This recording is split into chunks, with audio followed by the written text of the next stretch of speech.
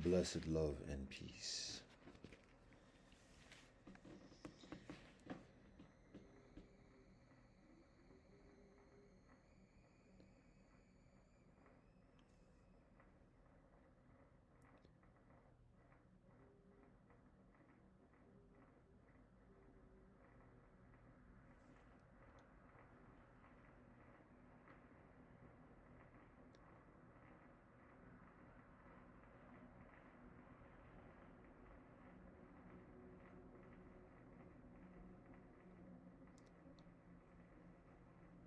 There is a turning of the tide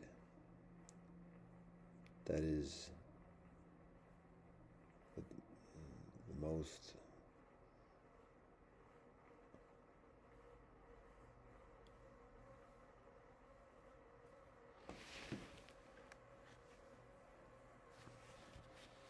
comfortable way of communicating this notion at the moment. It's other than a shifting of the tides. That has a different kind of thing. That's the common vernacular, but it's like a turning. It's a turning.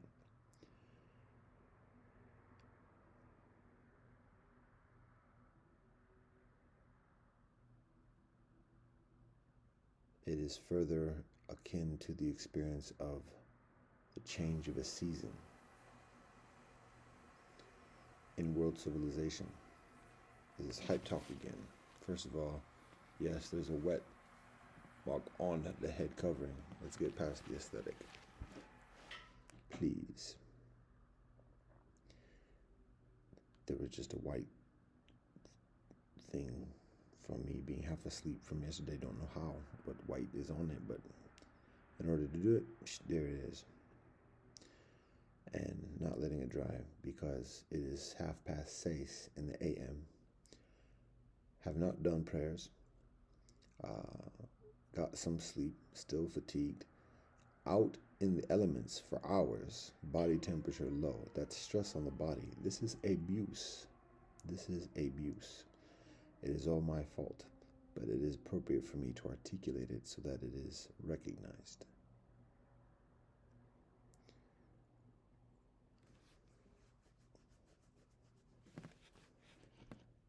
There is this window. This is like becoming a point of like summation of the weekly experience beyond intentionality, because there are other items on the to-do list that are piled up at this point, as is often the case, particularly considering the fact that I'm not supposed to have a to-do list at this point. But it's beyond whatever my intentions are for a long time, strong way. There is a turning of the tide of world civilization because, well, that's just what it is.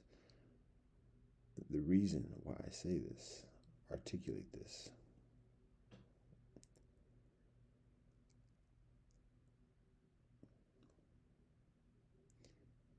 is even further than, how I put this, I've articulated things like this many times, many years, and it's a gradual progression in many ways, and I endeavor to articulate where these articulations originate. Why? What's the sign? What's the indication? What's the evidence? For those who are very science-minded, the evidence may be somewhat unconvincing. For those who have a certain literacy about spirituality and otherwise, it may have further relevance or meaning. So what I'm communicating here is this, but I'm processing recently from recent experience and building experience. It is this: the saints of distant lands are now arrived. upon the continent claimed by America, the saints of distant lands, not the scouts, not the soldiers, not the mercenaries, not the clergy, not the conquerors, conquistadores, not the business people, not even the students, not the travelers, not the hippies, not the mystics, the saints, not even the angels. Angels are always around. And angels, in many contexts, particularly in this, amidst the corruptions and such, are a signature of catastrophe in many ways. It can be in quiet ways even. These are the saints, the quiet ones. It's unaccustomed for saints to be in distant lands, too tough.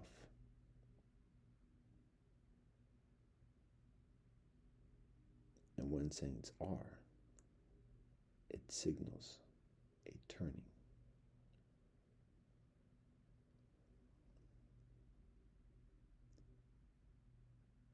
Because there's a reason.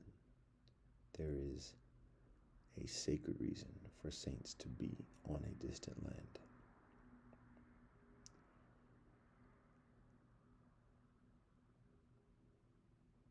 It signals beyond just a preparation of transformation.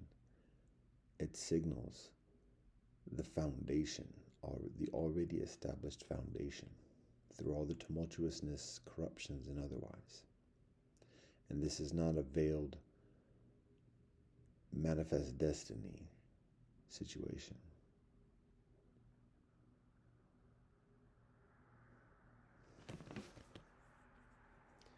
The saints of distant lands are arrived. And what does that portend for the opportunist?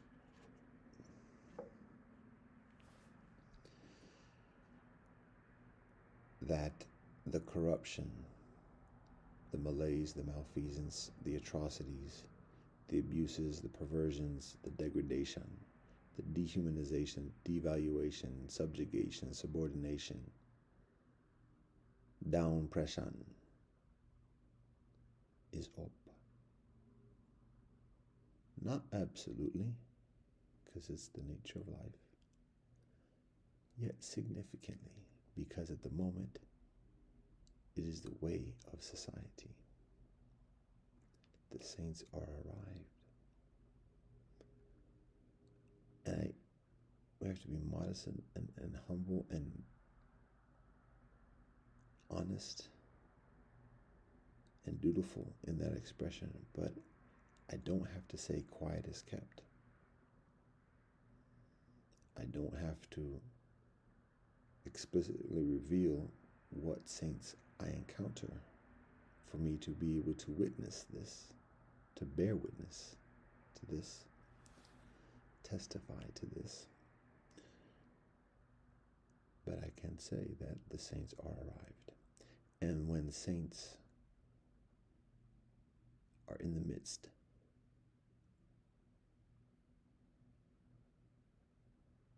the corruptions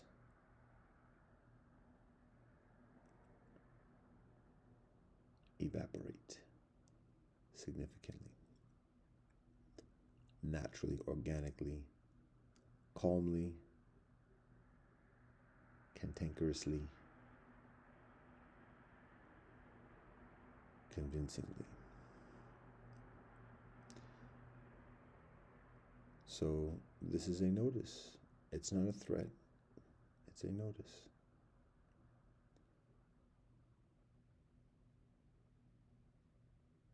To the good, the bad, and the different. The saints of distant lands are arrived. These are earthly beings that walk a higher path, very often, very quietly.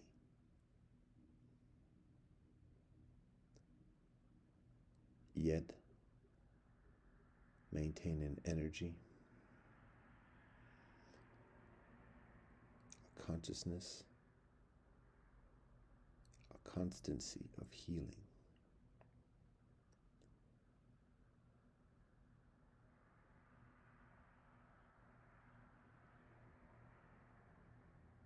Naturally.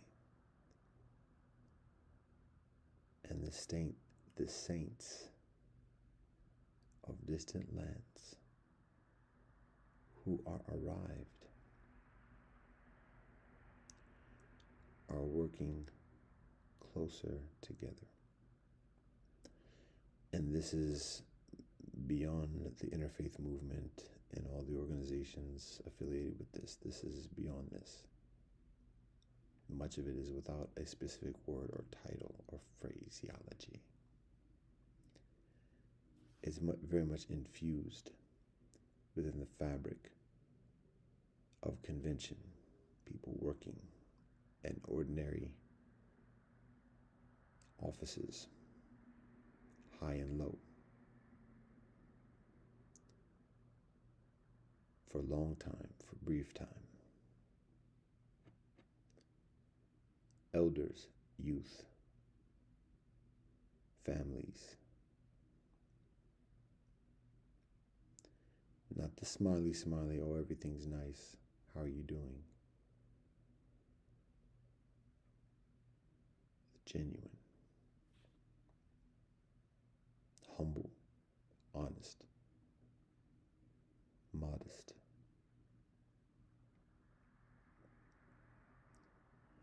Who respect each other, who avoid the antagonisms, who teach our children accordingly.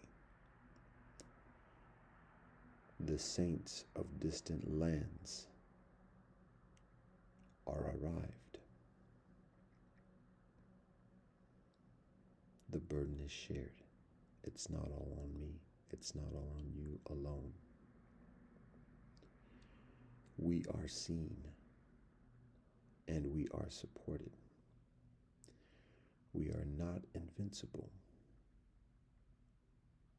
There's no guarantee. Yet there is trust, and there is the trod. We continue by the grace of the Most High.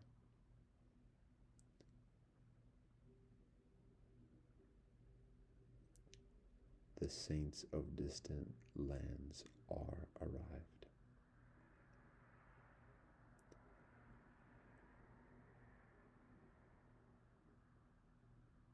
There is a healing manifesting. A turn within the tide of civilization, world civilization. It may be somewhat like the winter, whereby upon the solstice, the winter solstice, the days begin to get longer. However, the cold is still just settling in. At the winter solstice, there is a turning of the season.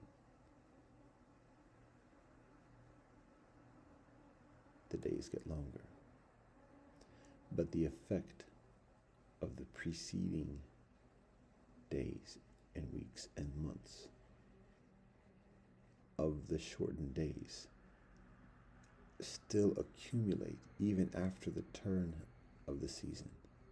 The effect of the preceding days continues to settle in to the ground, the coldness of the earth. And thus the winter continues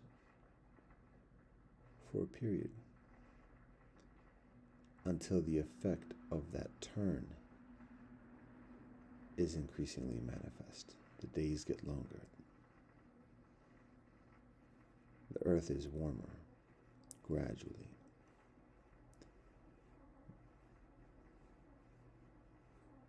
the conditions of the weather adjust gradually with the warmth of the earth.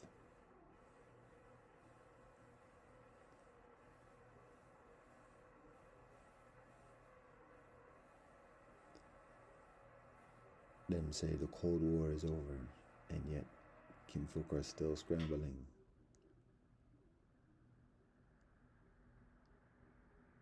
There is a turn of the tide, a turn of the season, and the saints of distant lands are arrived.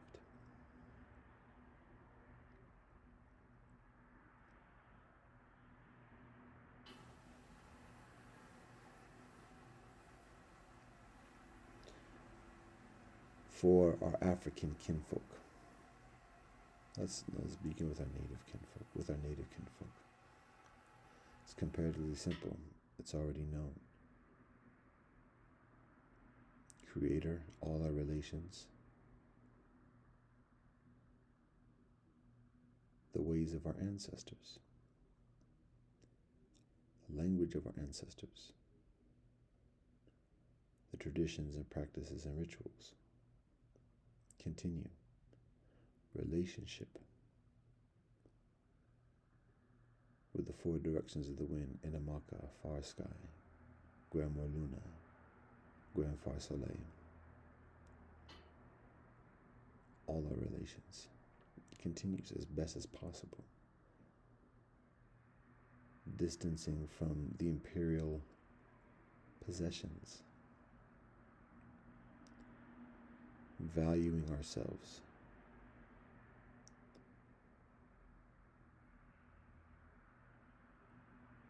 For our honesty and truth.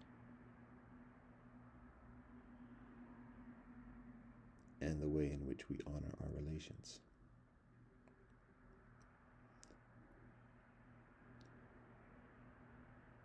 Being thankful, gratitude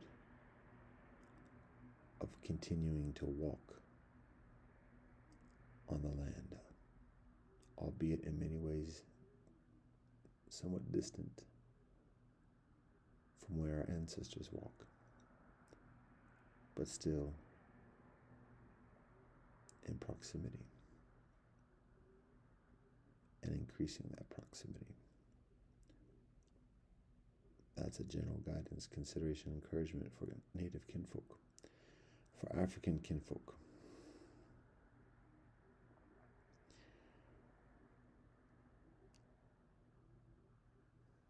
here's a consideration. Without providing much thought to it. If I feel it, I feel it. If I don't, I don't. If it ain't really real, then I probably won't.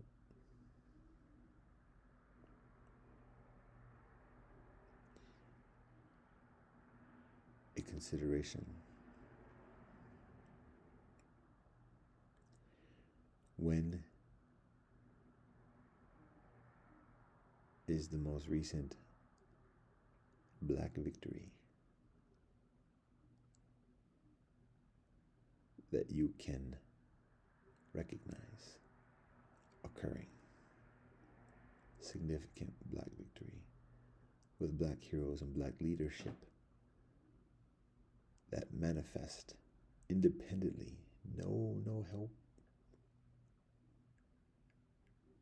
no funding, no sanction, no permission. Black heroes and Black leaders manifest the Black victory. When is the most recent occasion that you recognize that occurring? From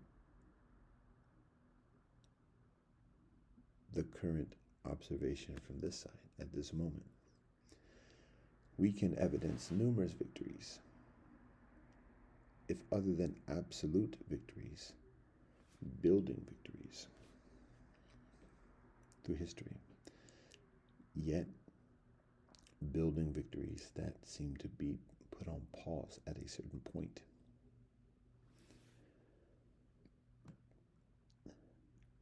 victories from Amistad, Toussaint Louverture, Denmark Vesey,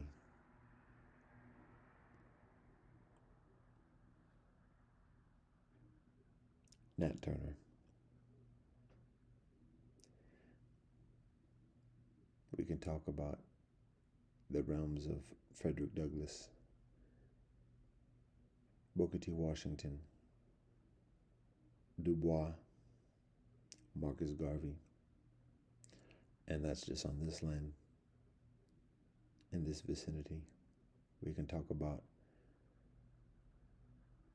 the kinfolk of Brescia, the independent kingdoms.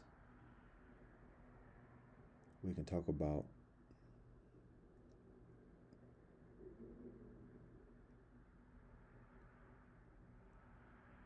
the freemen of the South, the settlements amidst the bayou of the Mississippi.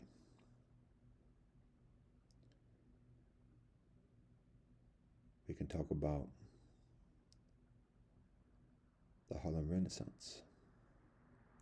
We can talk about A. Philip Randolph, and organizing labor. We can talk about George Washington Carver, innovations, pragmatic, particularly from relationship with earth, and the lineage and legacy of our ancestors, the knowledge of know-how of health, nutrition, value. We can talk about the Civil Rights Movement. Initially, Brown versus Board of Education, Adam Clayton Powell, Thurgood Marshall. We can talk about the nation, the Honorable Elijah Muhammad, Alhaj Malik Shabazz, Malcolm X, and we can talk about the Black Panthers.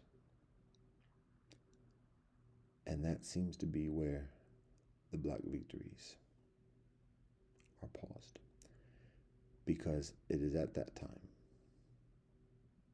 at the zenith of the Civil Rights Movement, Civil Rights Act.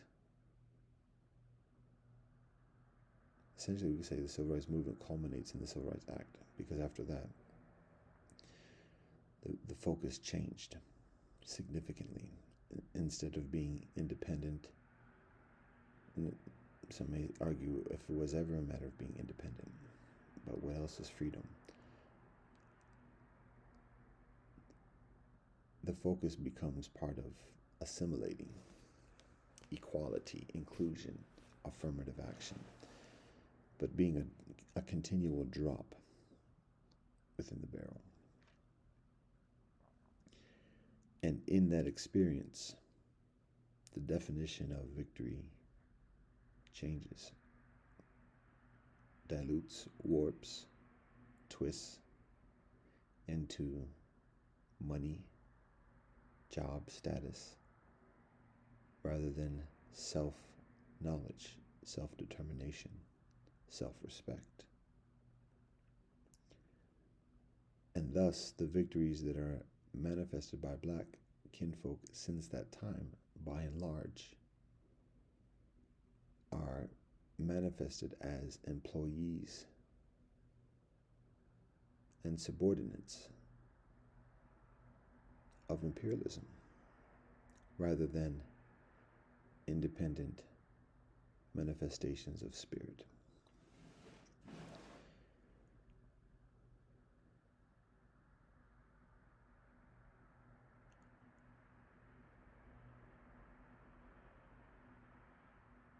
And it is beneficial to recognize this, to appropriately discern what is victory today and what is the goal, what is the objective today, what is the vision today from this moment, and to recognize how the mainstream vision of assimilation within imperialism, and we're using a lot of isms here, but it is an accurate description and comparatively concise. How that is simply continuing to oblivion, like that destination of all the other participants, active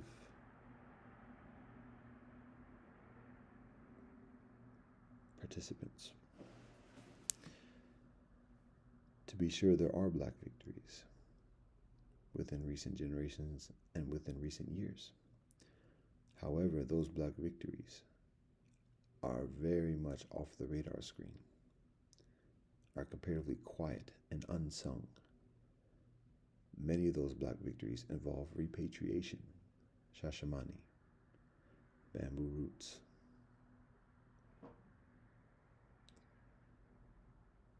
kinfolk in Ghana, and other locations around Africa who are building village, building community, building knowledge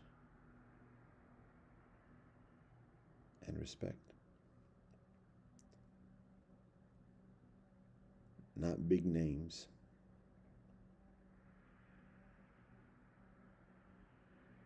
and hoopla, yet substantial,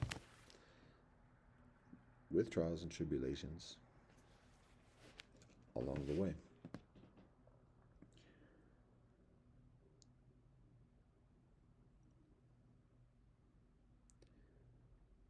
So the purpose for that is to recognize again what victory actually is, where kinfolk are at this moment,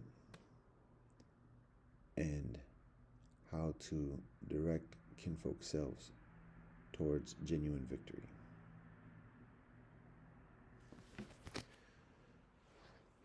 In that process, asking oneself why one's a citizen of the United States. It's not a sales pitch. It's a genuine,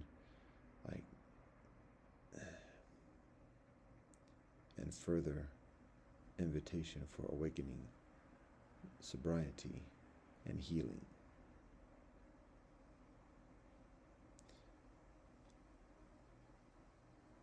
So, the roadmap, the blueprint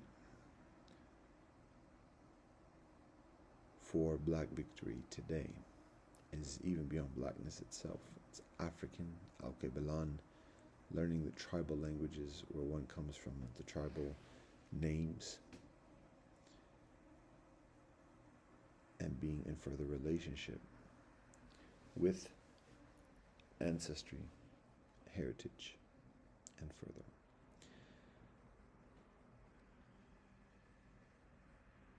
The examples are already there. The examples are already here. The leaders are already here. The leaders abstain from having big names that everybody knows. The leaders are not hip-hop. That's not the leaders. Hip-hop is a machinery, much like black politicians. No shade, just facts. Even clergy, no shade. Some further than others, but all in that machinery of assimilation. And how am I going to be talking about this being mixed and everything else like that? It's truth. And here we go further with this. If you listen, those that got ears to hear, who actually study, read, learn, practice the teachings. How about this for our European kinfolk? To relax and recognize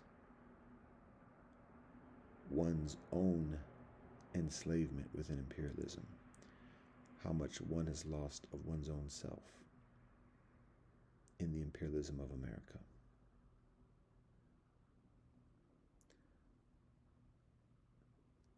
To recognize that all kinfolk have permission. All kinfolk have an invitation. All kinfolk have a welcome and a support to be in relationship with our ancestors and our heritage. It is permitted, it is invited, it is welcome, it is supported.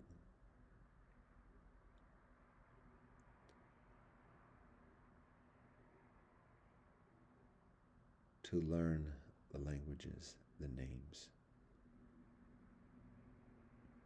of our ancestors.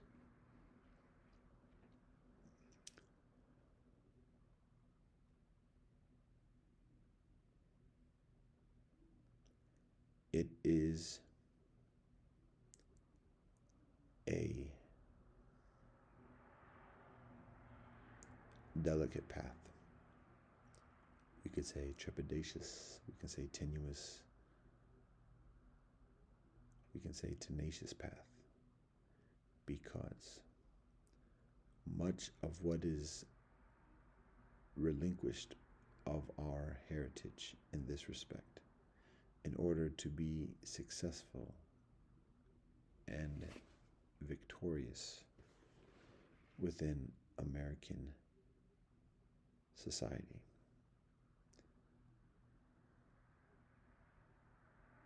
much of that has been the relinquishment of heritage in order to be effective workers, laborers, entrepreneurs between the taking within America. And in becoming prosperous in that process, very strong attachments are established to the Americanisms, the duplicities, hypocrisies about being foreigners, conquering, killing, and continuing that, and pretending otherwise, creating narratives that say otherwise, and teaching that to the children until the children become corrupt enough to be obligated in continuing accordingly, generation after generation. That is what has been relinquished to experience the American actuality. And that is what is necessary in releasing in order to return into that peace and calm, the sanctuary of ourselves, returning into language and relationship with our relatives and our ancestors to varying degrees, but to proficiently healthy degrees, because that is what is needed amidst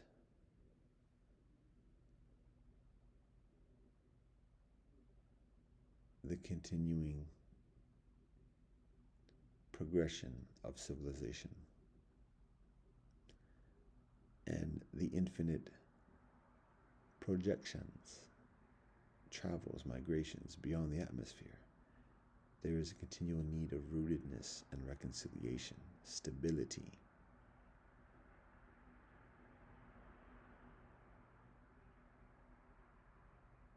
A rocket ship launches and the launch pad looks devastated. And the rocket ship may say, well, it was a launch pad, but now we're out. Yay. Humanity has yet to find a methodology whereby it can summarily discount its relationship with Inamaka. There is a need, a continual need that the rocket ship has for a healthy relationship with Inamaka. And that translates into kinfolk having a healthy relationship with one's own ancestry and roots. And it is welcome, it is invited, it is supported.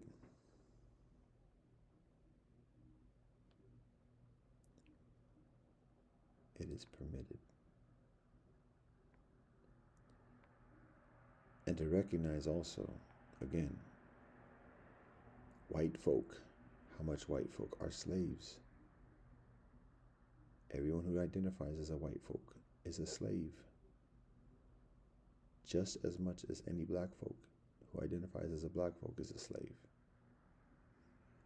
What is a white folk? What is a black folk? It is an imperialist game.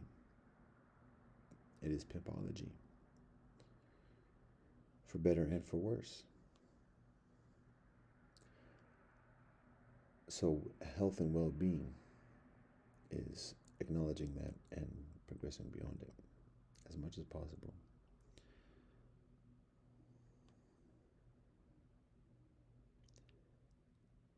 And amidst these conditions and circumstances, there are a myriad of colors amidst the black and white that put black and white further into perspective, as simple dots amidst many dots.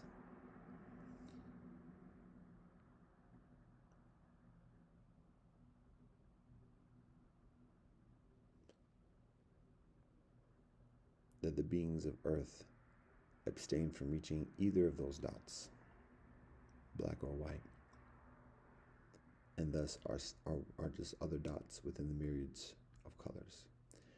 And those myriads of colors are here. The saints of those myriad colors are here. The saints of the distant lands are arrived.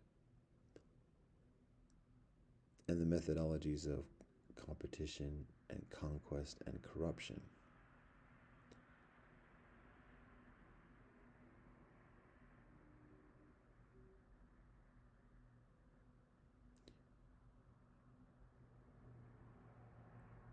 are tightening up.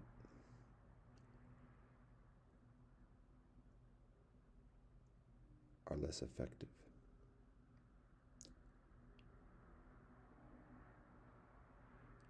Are canceling each other, to be honest. That's the nature of it. And there is encouragement amidst the common kinfolk to cultivate a discipline and concentration to navigate through that mutual cancellation of corruption. It's not a matter of conquering it. It's not a matter of overcoming it. It's a matter of finding a balance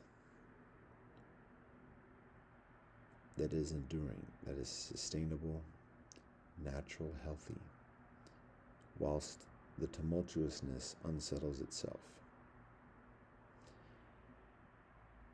It's a continual process of life. There's always going to be the tumultuousness. There's always going to be that presence of balance.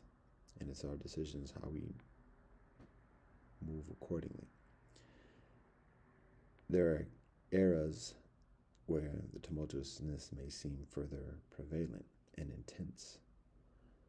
And occasions when it seems less severe and further benign. Either way, the balance is the balance. And that is the guidance.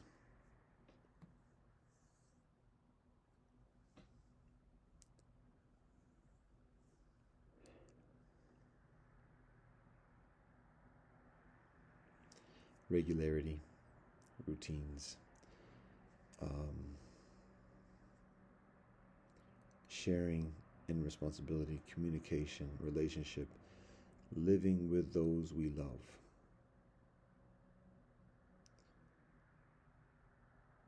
And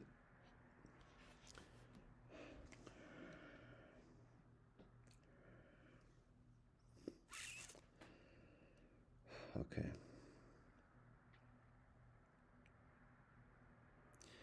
Talk again about village and just one thing is important to recognize is that it requires initiative.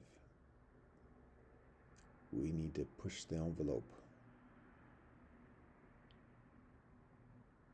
What do we say? We don't need to. I'm not trying to be hype and impose things on people. Phrase it a different way.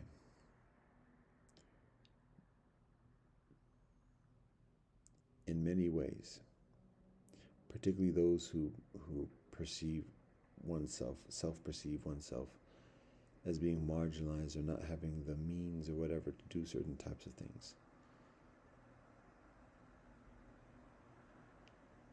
It's, to be honest, it's a matter of going beyond the system. To be honest, it's like going through the system. Ain't much happening with that, to be honest. It's a matter of initiative, and pushing the envelope. An example is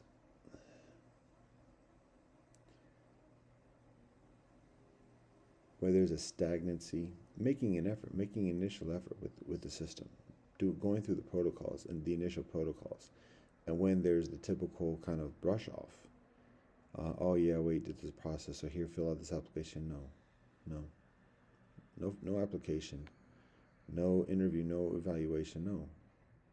Not those standard protocols, because that's just stagnation, bureaucratic hoops and ladders. So no, it's a yes or no. Quick up, because it's simple and it's honest, and there's an urgency. So fast track. We got rules, yeah, and you also got ways and means around those rules, through those rules. That's the nature of government. And you can observe this, again, talk about what happens with Ukrainian refugees, and additionally what happens with COVID. Things get fast-tracked when there's motivation. So, now we got a wet mark here, bloody. That is it. And when there's a resistance, fine. All right, we made the effort. Now we initiate. Initiation.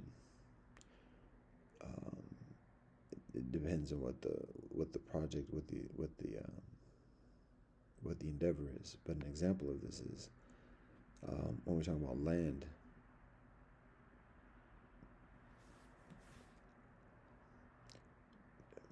Proceeding through prudent means,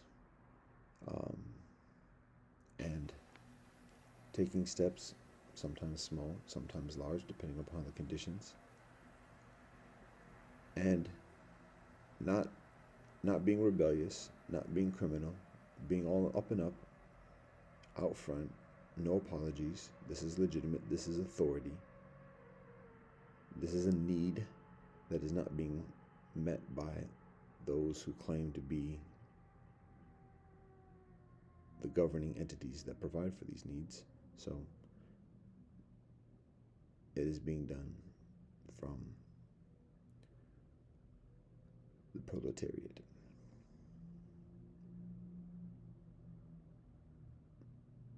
Establishing residence, establishing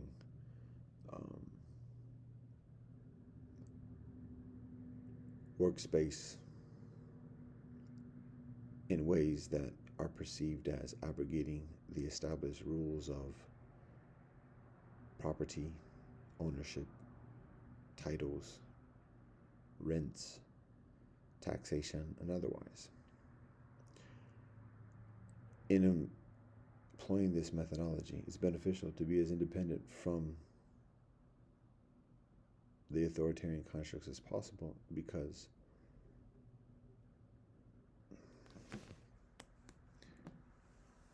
Jesus teaches, render unto Caesar that which belongs to Caesar, render unto God that which belongs to God. If one is using money to do things and doesn't want to pay the government taxes, that is hypocrisy on the part of that proclaimant. So instead of using money, do something else that doesn't belong to Caesar. The land does not belong to any government. The land is of God. The land is creation. The land is beyond any possession. that governments do don't have any title in terms of don't have any legitimate title in terms of ownership of land, even ancestral land. That's another factor, though. Governments, particularly imperial governments, there's no legitimate claim of ownership. What it is occupation and threats of violence without for disobeying or for disagreeing with the occupation.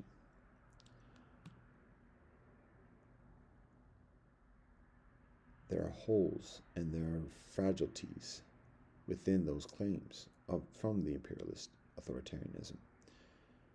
And so it's a matter of understanding those holes and those fragilities. And it's not a game, it's not manipulation, it's truth. That was a robin, most likely, that just flew vertically up. Because it's dark still.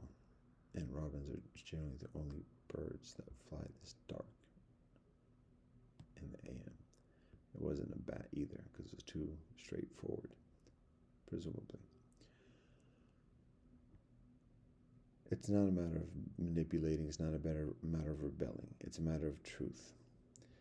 And when the authoritarian constructs, particularly of imperialism, are negligent and derelict in duty in terms of providing for the well-being of life on the territory that it claims to occupy, then authority from within that life and amidst that life manifests itself and asserts itself and says, we're not trying to overthrow anything, we're not taking over anything. There's a need here, there's an availability here, and we're meeting the need with that availability. There's no written law that's required because it's truth. And it's not done with hate, it's not done with violence, it's done with legitimacy. And there may be blowback. But at this moment, kinfolk may be surprised at how much the governing constructs and authoritarianism is waiting for people to do this. And that's not meant as an enticement or whatever else per se, or undue enticement. It's a matter of recognizing how distantly gone the system is. How out of it the government officials are. Even police. All peace and blessings, that's not shade.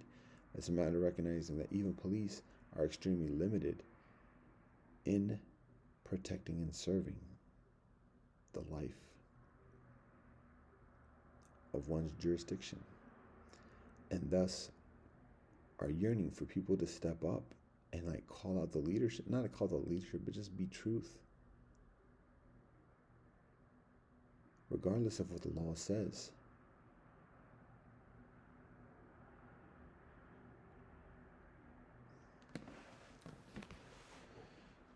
You say, the devil is a lonely place.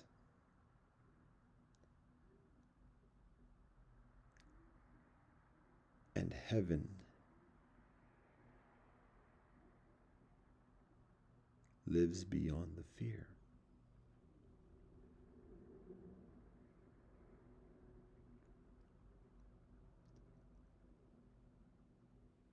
There's a lot of fear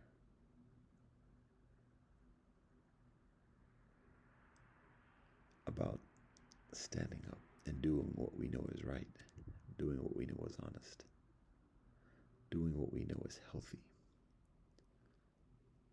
particularly without permission. There's a lot of fear, a lot of stress. And from that fear and stress, kinfolk get upset with each other very easily. There's a lot of pain, a lot of suffering.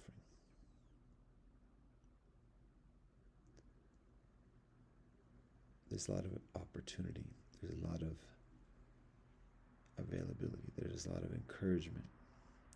There's a lot of knowledge. There's a lot of guidance.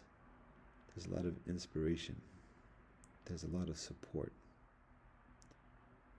for healing and for truth and for standing up. It ain't always easy and it ain't always guaranteed.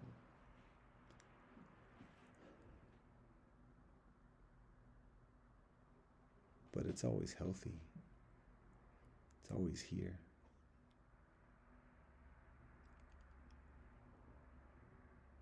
It's always worth it.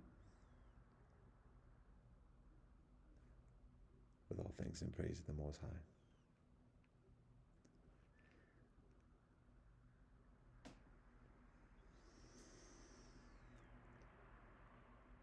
As we communicate before, is demons and angels. When Sacred Kinfolk recently tried to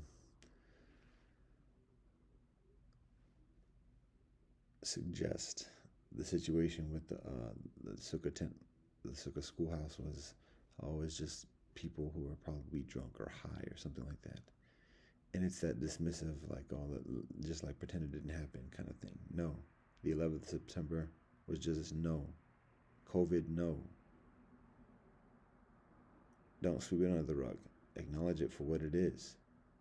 And here's the thing.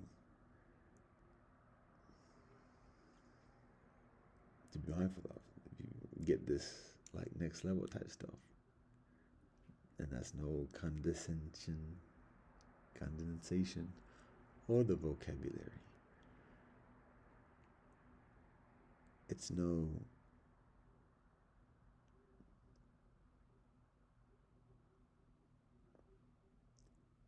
arrogance, as much as possible, humble, but just recognize. When we look at the facts of what happened here with the Sukkah schoolhouse, as I articulate on that very night, what the working conclusion is, in an earthly sense. Who's involved? Usual suspects, da da da da da. It was planned. It took skill, da da da da da. Now, to say that and call out the kinfolk that we call out on that occasion, the usual suspects, that's calling out power structures and this, that, and the other, and that can have detrimental, or I don't say detrimental, but that can undo a lot of the standing position or whatever. Some of the standing, it's not a big deal, but some of the standing in position of kinfolk collectives, who are those usual suspects. And so instead of that scrutiny, like people like just want, like people who are just interested in like justice and honesty, be like, yo, what the fuck happened? What was that? Who did that? Is it true? Like, is it people like are trying to like plan this and do this and that? What's going on? That's just ordinary people who don't even care about us. Like, just like, seriously, no, we saw what happened. No, because if this is happening here, where else is it going to happen? We don't know that dude too tough. We don't know them kinfolk too tough. It's not about that, but just like we saw what happened, and we want to know what that was, because if that's happening there, where else is it going to happen? So that's just basic common sense. So we start asking, well, what do they do? Who are those kinfolk? Why is people coming at them like that? Is there any truth to what they're saying? Is there any validity? Those usual suspects they're talking about. Is that, we should look into that. Whoa. Now you get into people's business, investigations, and everything else like that. And you're always going to find something. So rather than doing that, you give a very innocuous rationale. Oh, it was probably just random people, drunk, da da da da da. Don't worry about it. Blah blah blah blah. It was no big thing. Oh, okay. No, because then it just happens again and again. Oh, it's just a shooting at the schoolhouse. Oh, it was just another shooting. Oh, we had no idea. Oh, it was just a pedophile ring. We had no idea. Turning a blind eye and a blind eye and a blind eye and a blind eye. So, being honest about actuality without being not vitriol. You don't hear us saying, "Get at him, da da da da da da." Revenge, da da da da da da. We're not saying that. That's not what we're about. We know that's a devil. It's just a devolution, but we do call it out. Now, here's the thing: we can do the right, and this is what actually is, and this is what's even further formidable for the usual suspects. We say bump the usual suspects. It's not even the usual suspects. Don't worry about the usual suspects. It's demons and angels. It's demons that were in the kinfolk at that moment. Those are earthly kinfolk as much as we can tell. Could be angels, to be honest. Could be angels. Literally could be angels. Or demons. Or both. Whatever. It's potato, to be honest. It's just what the actions are, generally speaking. Could be very much angels that did that I saw, that were recorded. Angels doing that. Like Sodom and Gomorrah. Except it's the Sukkah schoolhouse for whatever reason. We're not perfect. Could be demons manifesting, sharing a lesson, showing what is going on, and being manifested as I'm talking at that moment, just like this. Boom, angels. Boom, gone. No identity. No personal history or whatever else. It's angels. Now, and that's actually what it is, because that's everything's manifesting from the heavenly. So when we say that, here's the thing. When we say it's just demons and angels, guess what happens to the usual suspects? Gone. There are no usual suspects. And all those plots, all the conspiracies, all the, what's I'm going to call it?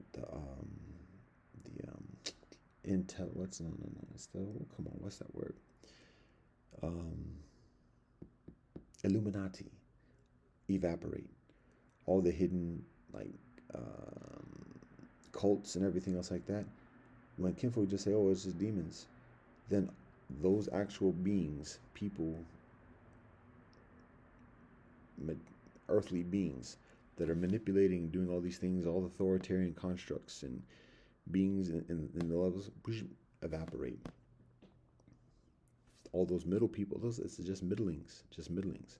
And when it's just narrowed down to God and the actual actor doing the thing, boom, there's no conspiracy. There's no authoritarianism. It's just very simple. That's it. No hatred. What do we got to do to be right with Creator? And that sounds like a lot of religious talk, particularly for science-minded kinfolk. But if you're going to be science and very ethical, or very, very logical, where is your evidence of anything that's happening? Where is your evidence? What are you basing that upon? Who are you trusting in terms of the validity of that evidence? You're not observing it all yourself. Thus, you're relying upon others. How do you know where those others come from? And that can be like scary, kind of crazy talk, or seem like scary, crazy talk, like, oh, that's just nonsensical. How do you know?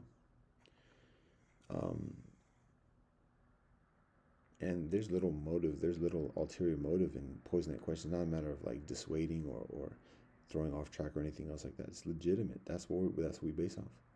Because ultimately you don't. Nobody does.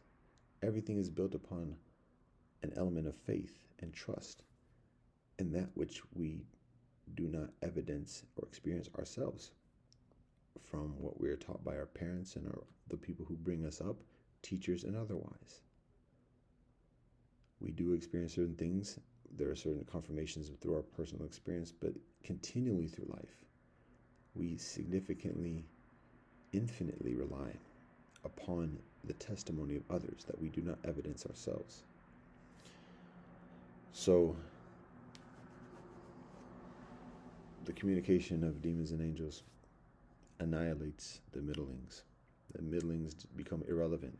It's not even a matter of being antagonistic or hateful or pointing, because it's like what the Simpsons say, just don't look, just don't look.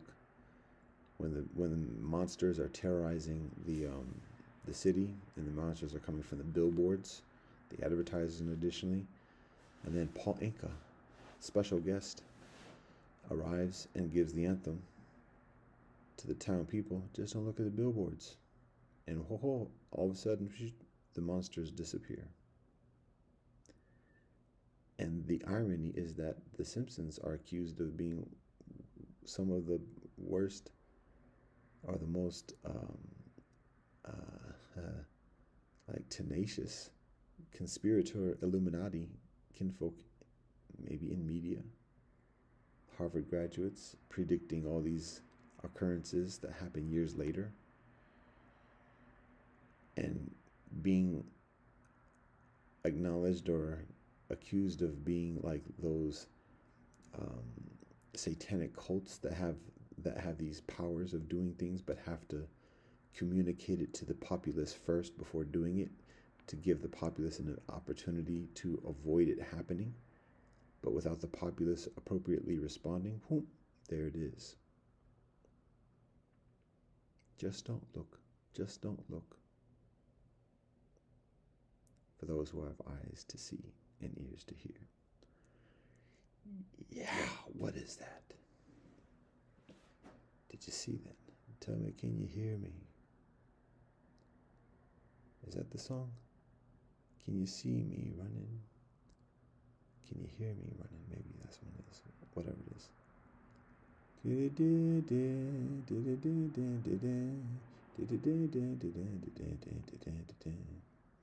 Anyways,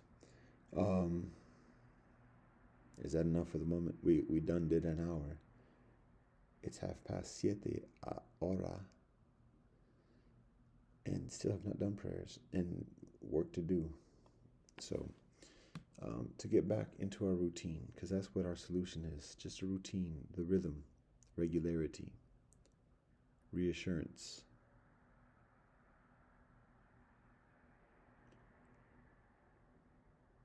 Is it Ori Tahiti? It's not the brethren that do this, but there's still this teaching that's being conveyed.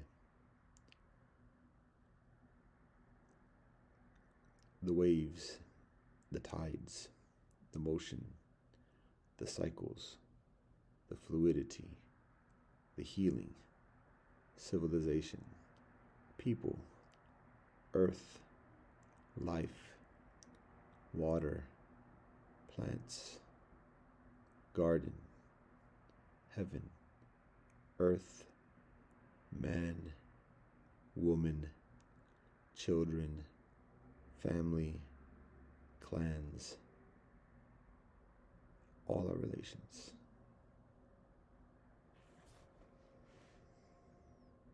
And just for the record, that's not a, what's it called? Clueless reference. That is in Ori Tahiti. I'm trying to work on my accuracy of terms, but that's what we shared for this moment. We can say aloha, and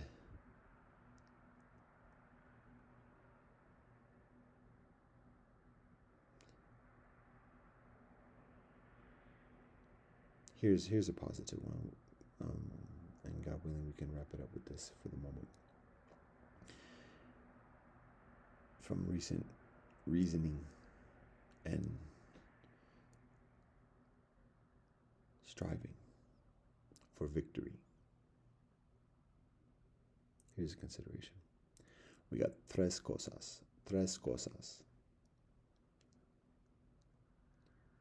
And I have to articulate in some kind of sequence, and there's going to be some type of presumptions of subjectivity and intentionality with that. However, tres cosas, and the consideration, the invitation is for you to discern what you consider as the appropriate sequence of which comes first. And any one of these can come first. There's not absolutely an absence of any right or wrong answer on this joint. It's not a trick question. It's all for the purpose of awareness, reasoning, and follow through, guidance and encouragement. But here it is, tres cosas. Open hearts, open eyes, open books. Phrase it a different way that may be further appropriate. Opening eyes, opening hearts, opening books. What do you consider to be the appropriate sequence of those tres cosas? Which one first, which one second, which one third?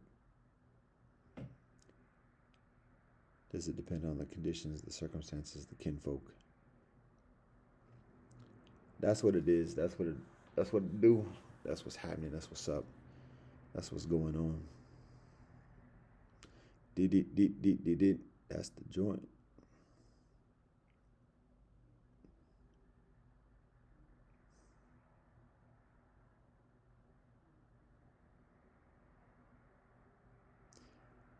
So we return to the byword, the byline, particularly concerning Rastafari. And is it just a happenstance? To be honest, for myself personally, yeah, I'll share this. This is beneficial to share. It is a comparatively new intentionality in terms of articulation. One might recognize that it's comparatively infrequent through the years. I have to be careful about saying that because actually I do talk about religion significantly, but when doing these type of joint conversations, I'm mindful of how much I explicitly articulate teachings or refer to teachings, temporal teachings, because of a mindfulness of the audience that I'm speaking with or sharing this with. That audience coming from many different traditions, and immediately when sharing something from one tradition, then there's a perception of bias, favoritism, abandonment, or otherwise. And so I'm mindful of that intrinsically, intuitively. And whenever I do mention something, a lot of it is already very pointed because the conditions that I'm in, I'm speaking to specific conditions. But when talking about teachings and guidance, of a suggestion of how people to what people to apply to people's lives, I'm mindful of a balance of what I share, because this is what we do. Sometimes it is specific, sometimes it is topic specific and otherwise, and so what I share in terms of guidance and teachings from different traditions is specific. Very often, if I share something from one tradition just by happenstance, like in the conversation, in like a vlog or reasoning like this, and I find myself eventually like divulging or sharing a teaching from one particular tradition, you might observe that I often balance that by sharing similar teachings from other traditions as well. Again, it's not a matter of being politically correct. It's a matter of being appropriately balanced and recognizing speaking to a comprehensive, or sharing with a comprehensive audience. So that being communicated in talking about Haile Selassie I and the experience of Rastafari, many kinfolk in Rastafari say Rastafari, Rastafari, Rastafari throughout everything a person says in the reasoning. And so respect and appreciation. Different kinfolk have different ways of doing it. What we emphasize is substance, and that's not to say that others don't do that, but that's what we emphasize particularly also because we, just like many kinfolk within Rastafari, we have an aversion towards preaching and that kind of like talk down in this, and just like, yo, just say what you're saying. And then if there's a question, where you get that from? Okay, here it is. Then we open up the books. Am I answering the question now? So that's how we do it. It's not just a matter of like inundating with the books from the giddy up, or even inundating with the teachings of His Majesty Haile Selassie I from the beginning. Because again, like, many cats aren't ready to hear that at the moment. And so it just becomes a matter of like saying what one wants to say and not actually reaching kinfolk and conveying what's intended to be conveyed or intended to be shared. So that's one thing.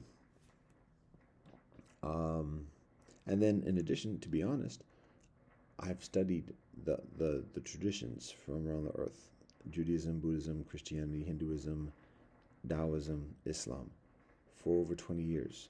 The books, the writings, for a long time. So it's further infused in terms of the written history. And additionally, the teaching of His Majesty Haile Selassie I, in some ways, the written teachings are further new. I mean, just that's plain facts. I only complete the reading of his autobiography just within the past year. Began reading it just a couple of years ago, and studying other writings. And so, in terms of like its infusion within the fabric of my repertoire, or whatever, it's comparatively modest. Now that being said, the trod is long-standing.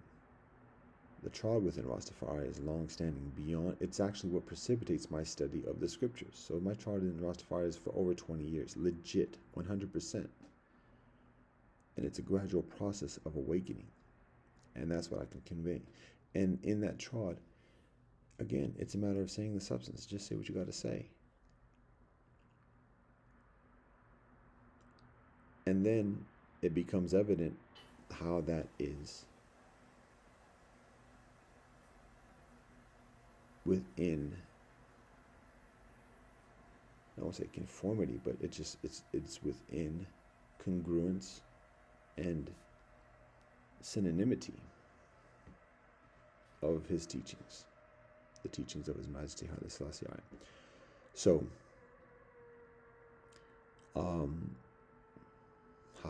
we're going to go full circle with this. We thought we were going to say with open hearts, open eyes, open books, but we'll go full circle back to the saints.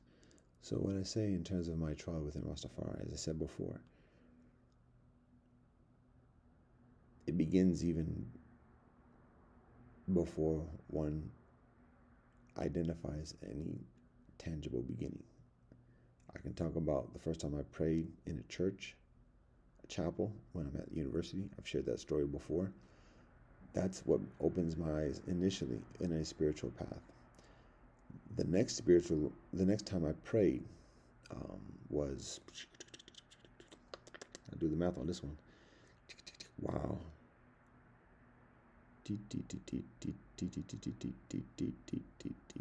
9 years later, actually. 9 years. Wow, that's a big time for someone that young. I was 18 that first year, 1992, the number. But it was 1992. I was a freshman at Hampton University. That was the first time I sat in a chapel, bent down on my knees, and I began to pray. That's the hippie song. That was the first time I prayed to God, and got thorough, immediate, encouraging reassurance, just like a spirit of calm. Okay, you're on the right path. Continue on. Focus. Boom, boom, boom. And that lasts for over 9 years. Until I got into a situation again, oh, he only comes when he's trouble. But I got into one of the situations again. That was the 11th of September. And the walls were crumbling, literally, the walls crumbling in. And kinfolk was going out of it. Not even berserk. Beyond, not even berserk. Just gone. And am I sharing this one now? The sun is coming up. Day is breaking. I guess we'll share this one. Okay, here we go. We share this one. But that was 9 years later. But before we go to 9 years later, there's something that happens before that, in between those two occurrences. But those are the two times that I prayed. Like the first 2 times that I prayed tough. Very different, actually, from each other, actually, as I think about it. But those are the first 2 times. One, when I was 18 years old, freshman at university. And then the next time, I'm a 3rd year plus law student about to complete my formal education. The first occasion I pray is the first semester I leave my house and I'm dealing with life. That's appropriate to recognize. That's the first time I prayed. Got on my knees and prayed in a chapel by myself. Lights are on, quiet, nobody else is there.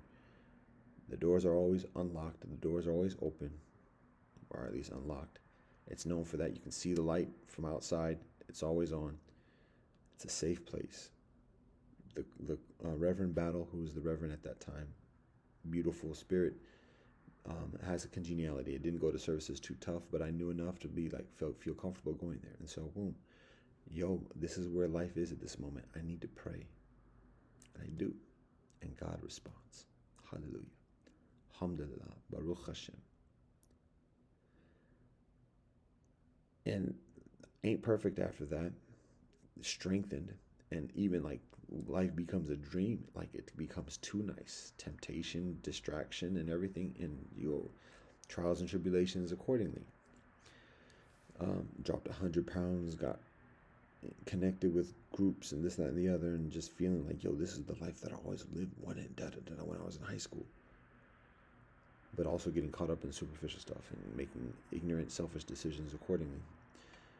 But doing enough to progress, stay on the path, stay on like what I'm supposed to be doing in life. Go to graduate school, work for a year, go to law school, continue through law school, prepare to work in a multicultural joint.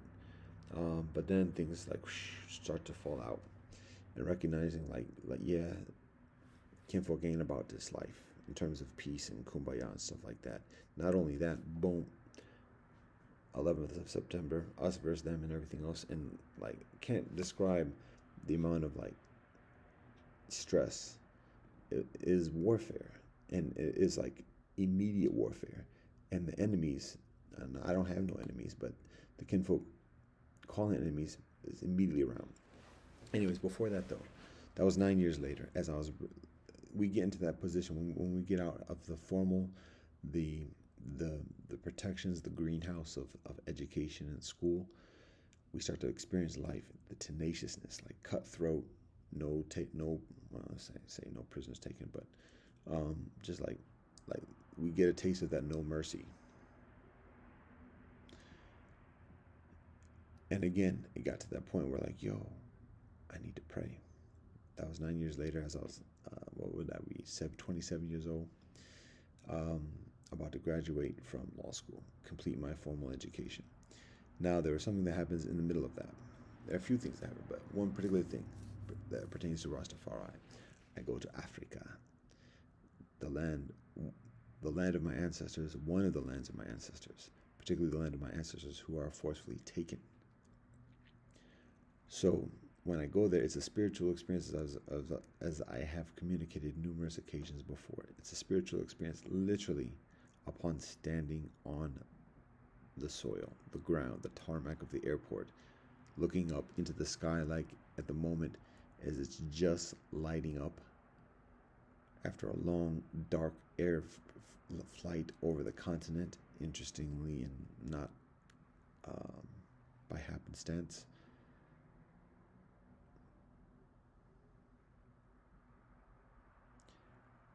And I feel my ancestors running home. I feel the ancestors of everyone I know running home. I feel that connection and that assurance of just being on the soil of my ancestors. That place, long distance, I'm in South Africa, Johannesburg at that moment, long distance from Accra, from the land of the Twi, the Akan, the Igbo, and otherwise. But still, I'm on the land. The place that my relatives, this generation, yearn to be, the place where my ancestors strive to be, I'm here on this land now. So from that point, everything was surreal. I describe university as a dream experience.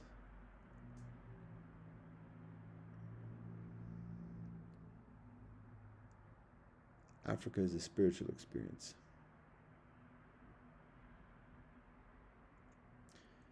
And in that process, kinfolk and I want to see as much of Africa as we can, experience and live as much of Africa as we can whilst we're here at that moment.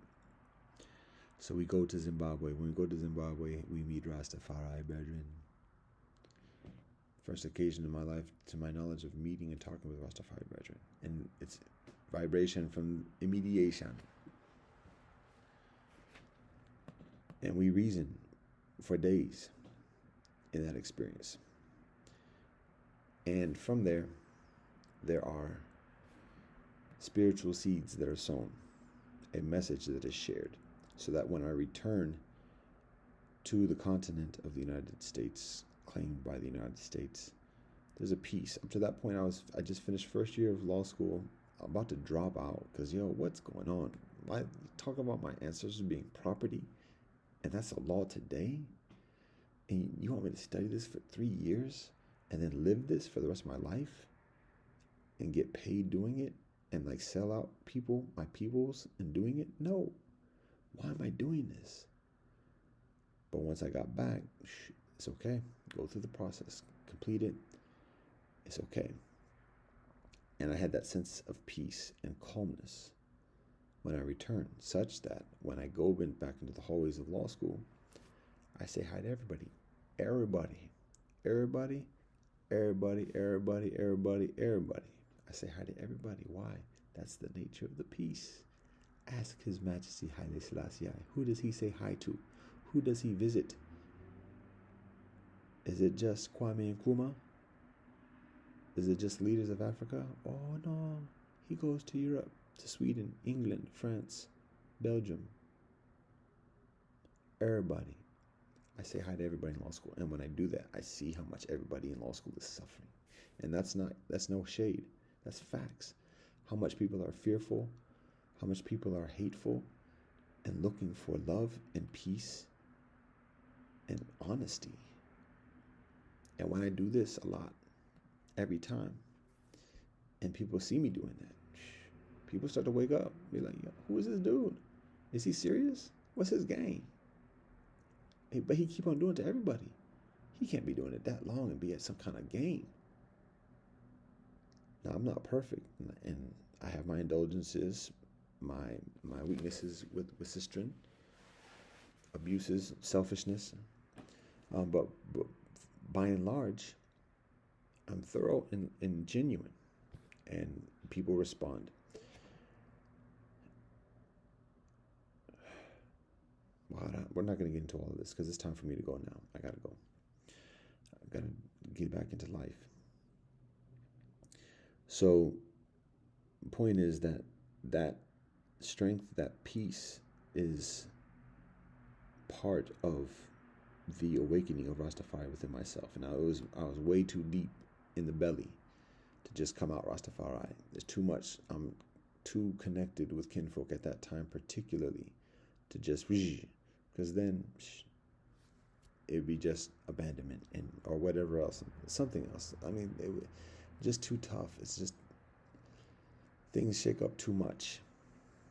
And I was also very young too, and very nascent and green to be able to be formidable. So it's a gradual process. The hair starts to grow. People say, yo, what you doing with your hair? Smoke herb, meditate, regular basis, listen to Bob Marley. Oh yeah, of course, that's the quintessential. I don't mean to sarcastic. No, enough respect. Don't have to be self-deprecating about that. But obviously the teachings go much further. He shares the message of Haile Selassie. I wasn't ready for that at the moment. And there's no excuses, but one of the rationales is that, again, deep in the belly of the beast. So I hear as much as I can, process as much as I can, and I have to apply it to my life and my trial where I'm at that moment, what my obligations are, what my promises are, where my relationships are, and additionally. But that's where my spiritual path begins formidably at that stage. And when making decisions, when I graduate, not practicing law, that was the decision beforehand. It wasn't a hard, fast decision. There was still the open mind saying, convince otherwise, but there was no convincing otherwise. But that spiritual awakening provides guidance about what to do when not practicing law, because not practicing law, that's being in a gang. And when the gang says, yo, shoot that fool over there, and you say no, it's like, well, what? Huh? You said what? That's law. That's the American Bar Association. It's gangsta. So when kinfolk say, oh no, you're not gonna take the bar, you're not gonna do what? We done did this for you? You're not gonna be with the homies? Oh no. And get jumped out. And it's still an ongoing process. But the spiritual awakening provides a path of navigating and dealing with the tribulations and the downpressions. So all thanks and praise the Most High. And that's what precipitates. Well, I make decisions that lead to further persecution. Not practicing law, not taking. I try to do the middle ground of just like, oh, just do a nonprofit, just multicultural think tank. Apply all these things and take everybody at their word that they're about these things, the different communities, and just do a think tank that kind of enhances that, strengthens it, and brings it together, makes it further efficient, business style, like business school, like. So I mean, this is very logical and not happening. So then when that happens, like, I don't take a job at a law firm. There are offers for employment. Don't take that. Can't do that. And so not doing it. Oh, you're not gonna do it.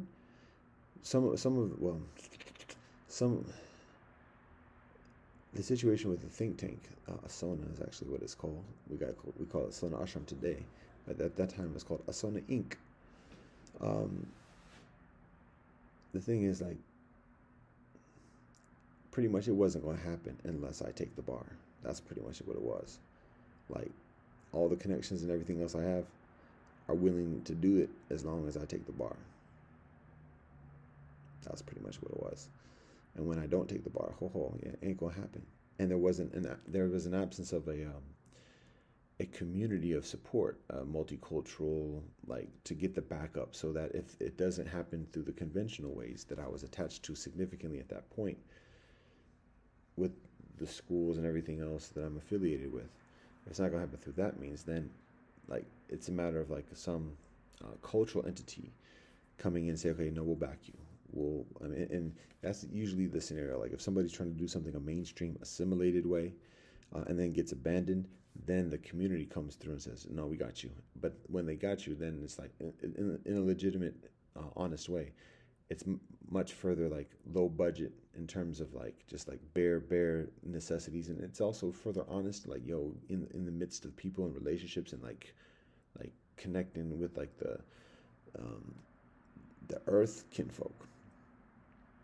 An example of that is like, talking about Louis Farrakhan being ostracized and blackballed by the mainstream of society in the 80s and 90s, but the black community being supportive. There's a lot of that kind of example. So, but with what I'm doing at that time, what we're doing at that time, there wasn't a multicultural set. Even to this day, it's tough to find. So without that, abandonment, like, find your way in the wilderness type of situation. And that's where I was when I was graduating from law school. There's two kinfolk who still support me at that day to this day. Whether kinfolk like it or not, it's just like, this is the compulsion of truth. So somehow I'm still in law school, and it's not by happenstance. It's like kinfolk, schools like Georgetown have a vested interest in graduating kinfolk once kinfolk are admitted. It's part of the culture and continuity. But even then, like, it's not a guarantee, and it's not a given. And there's a lot of persecutions in the process too. And anyways, that final semester, that third year plus, as it becomes further evident that, yeah, there's not going to be cooperation, there's not going to be support, then the 11th of September happens. And so on top of there being a lack of support and follow through upon what people say at the surface level, now there's this vitriol of hate and just like, F revenge, we want blood. We don't want to hear about anybody else but ourselves. And how do I'm saying this? It's already 8. It's 8. Ocha. Let's roll. All right. Let's try. Did I say God willing half an hour ago? This was thought about sharing before, and now I'm being reminded of it. So now there's like a motivation or whatever, guidance to share it now. And I gotta check out storage now, because before, storage was not an issue. All right, I was still kind of decent with that. All right, here we go. The light may become further visible as I'm speaking now. And this hair, I mean this watermark. Oh, that's just classic right there. Oh, that's you can't imitate that.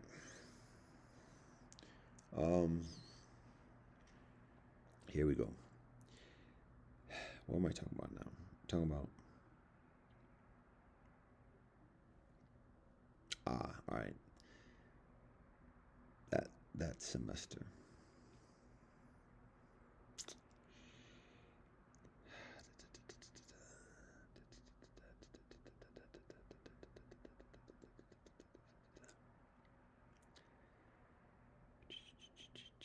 Okay. All right.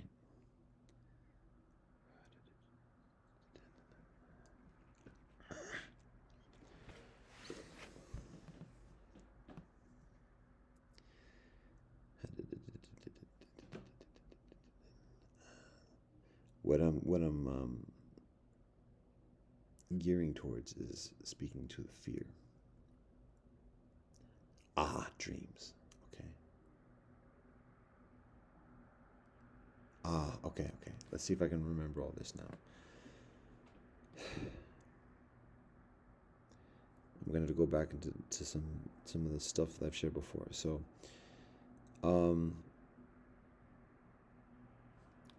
that third year before I went to pray, the year before that, 1 year before that's when I got beat down by the police and then locked up, charged with a federal felony assault. I think the charge was either 20 years or 25 years in federal prison.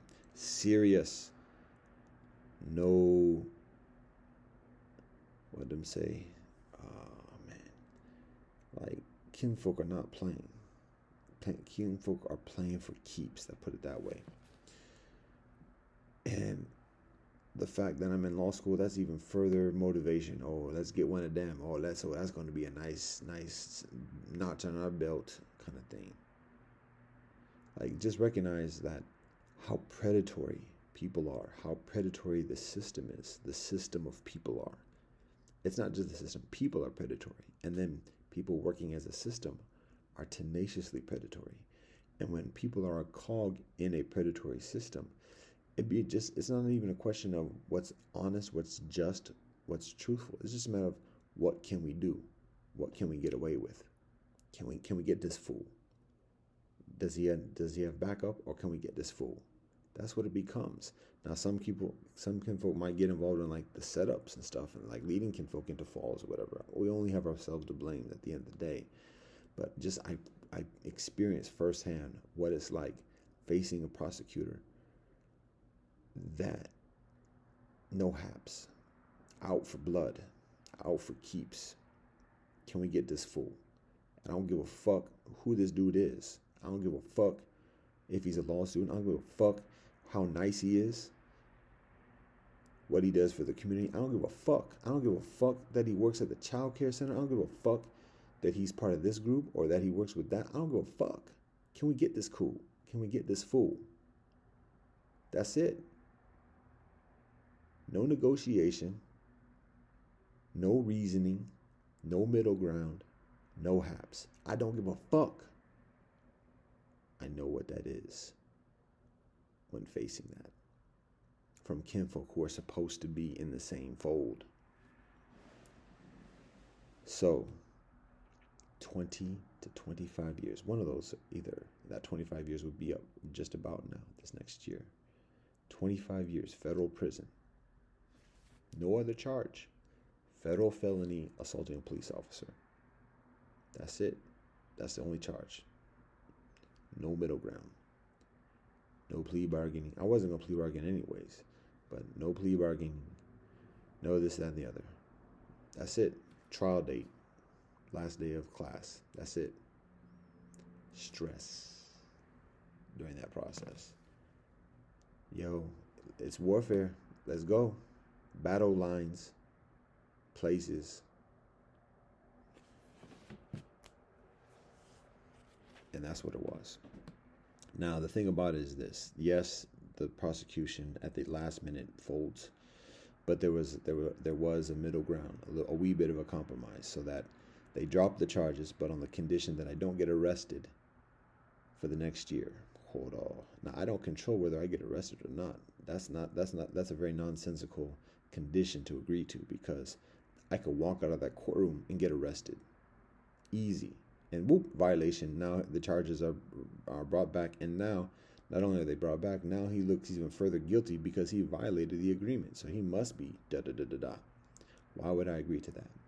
One, because the prosecution recognizes what they were doing bullshit. Because why would a prosecutor agree to those terms unless the prosecutor recognizes that the charge was bullshit? 25 years, somebody murdered somebody, and then let that person, that's 25-year penalty, federal prison. Somebody murdered somebody, you think somebody actually murdered that person, and then you're going to agree to let them go without anything as long as they don't get arrested? Come on now. Obviously, that's bullshit. You don't believe that the person actually does it, or the person actually a threat. Otherwise, there's no negotiation. So that's one thing. It was important for the government to break itself, and that's what happens. The United States of America versus Peter Frank Womack. The United States of America breaks itself, plain and simple. There was a condition, though, again, not to get arrested. Why would I agree to that? Knowing very well, seeing how dirty and how predatory the kinfolk are, why would I agree to that? Because just a month later, I could be by myself. A police officer can come, boom, hit me again, and then arrest me again. And then now, shoot, it happened again. Very easily. Why would I agree to that? Why? Here's the nasty thing I haven't said before. Faith. Why? Because even after everything that happened, there was still recognition in the faith, not necessarily even in the system, but in even like human nature. Because the thing was just so ridiculous. Like, there has to be a recognition of how gone this is. And so the communication, we're ready to go to trial. We're ready, like, got the witnesses, we got things lined up. Come on, let's go. You want to roll? Let's roll.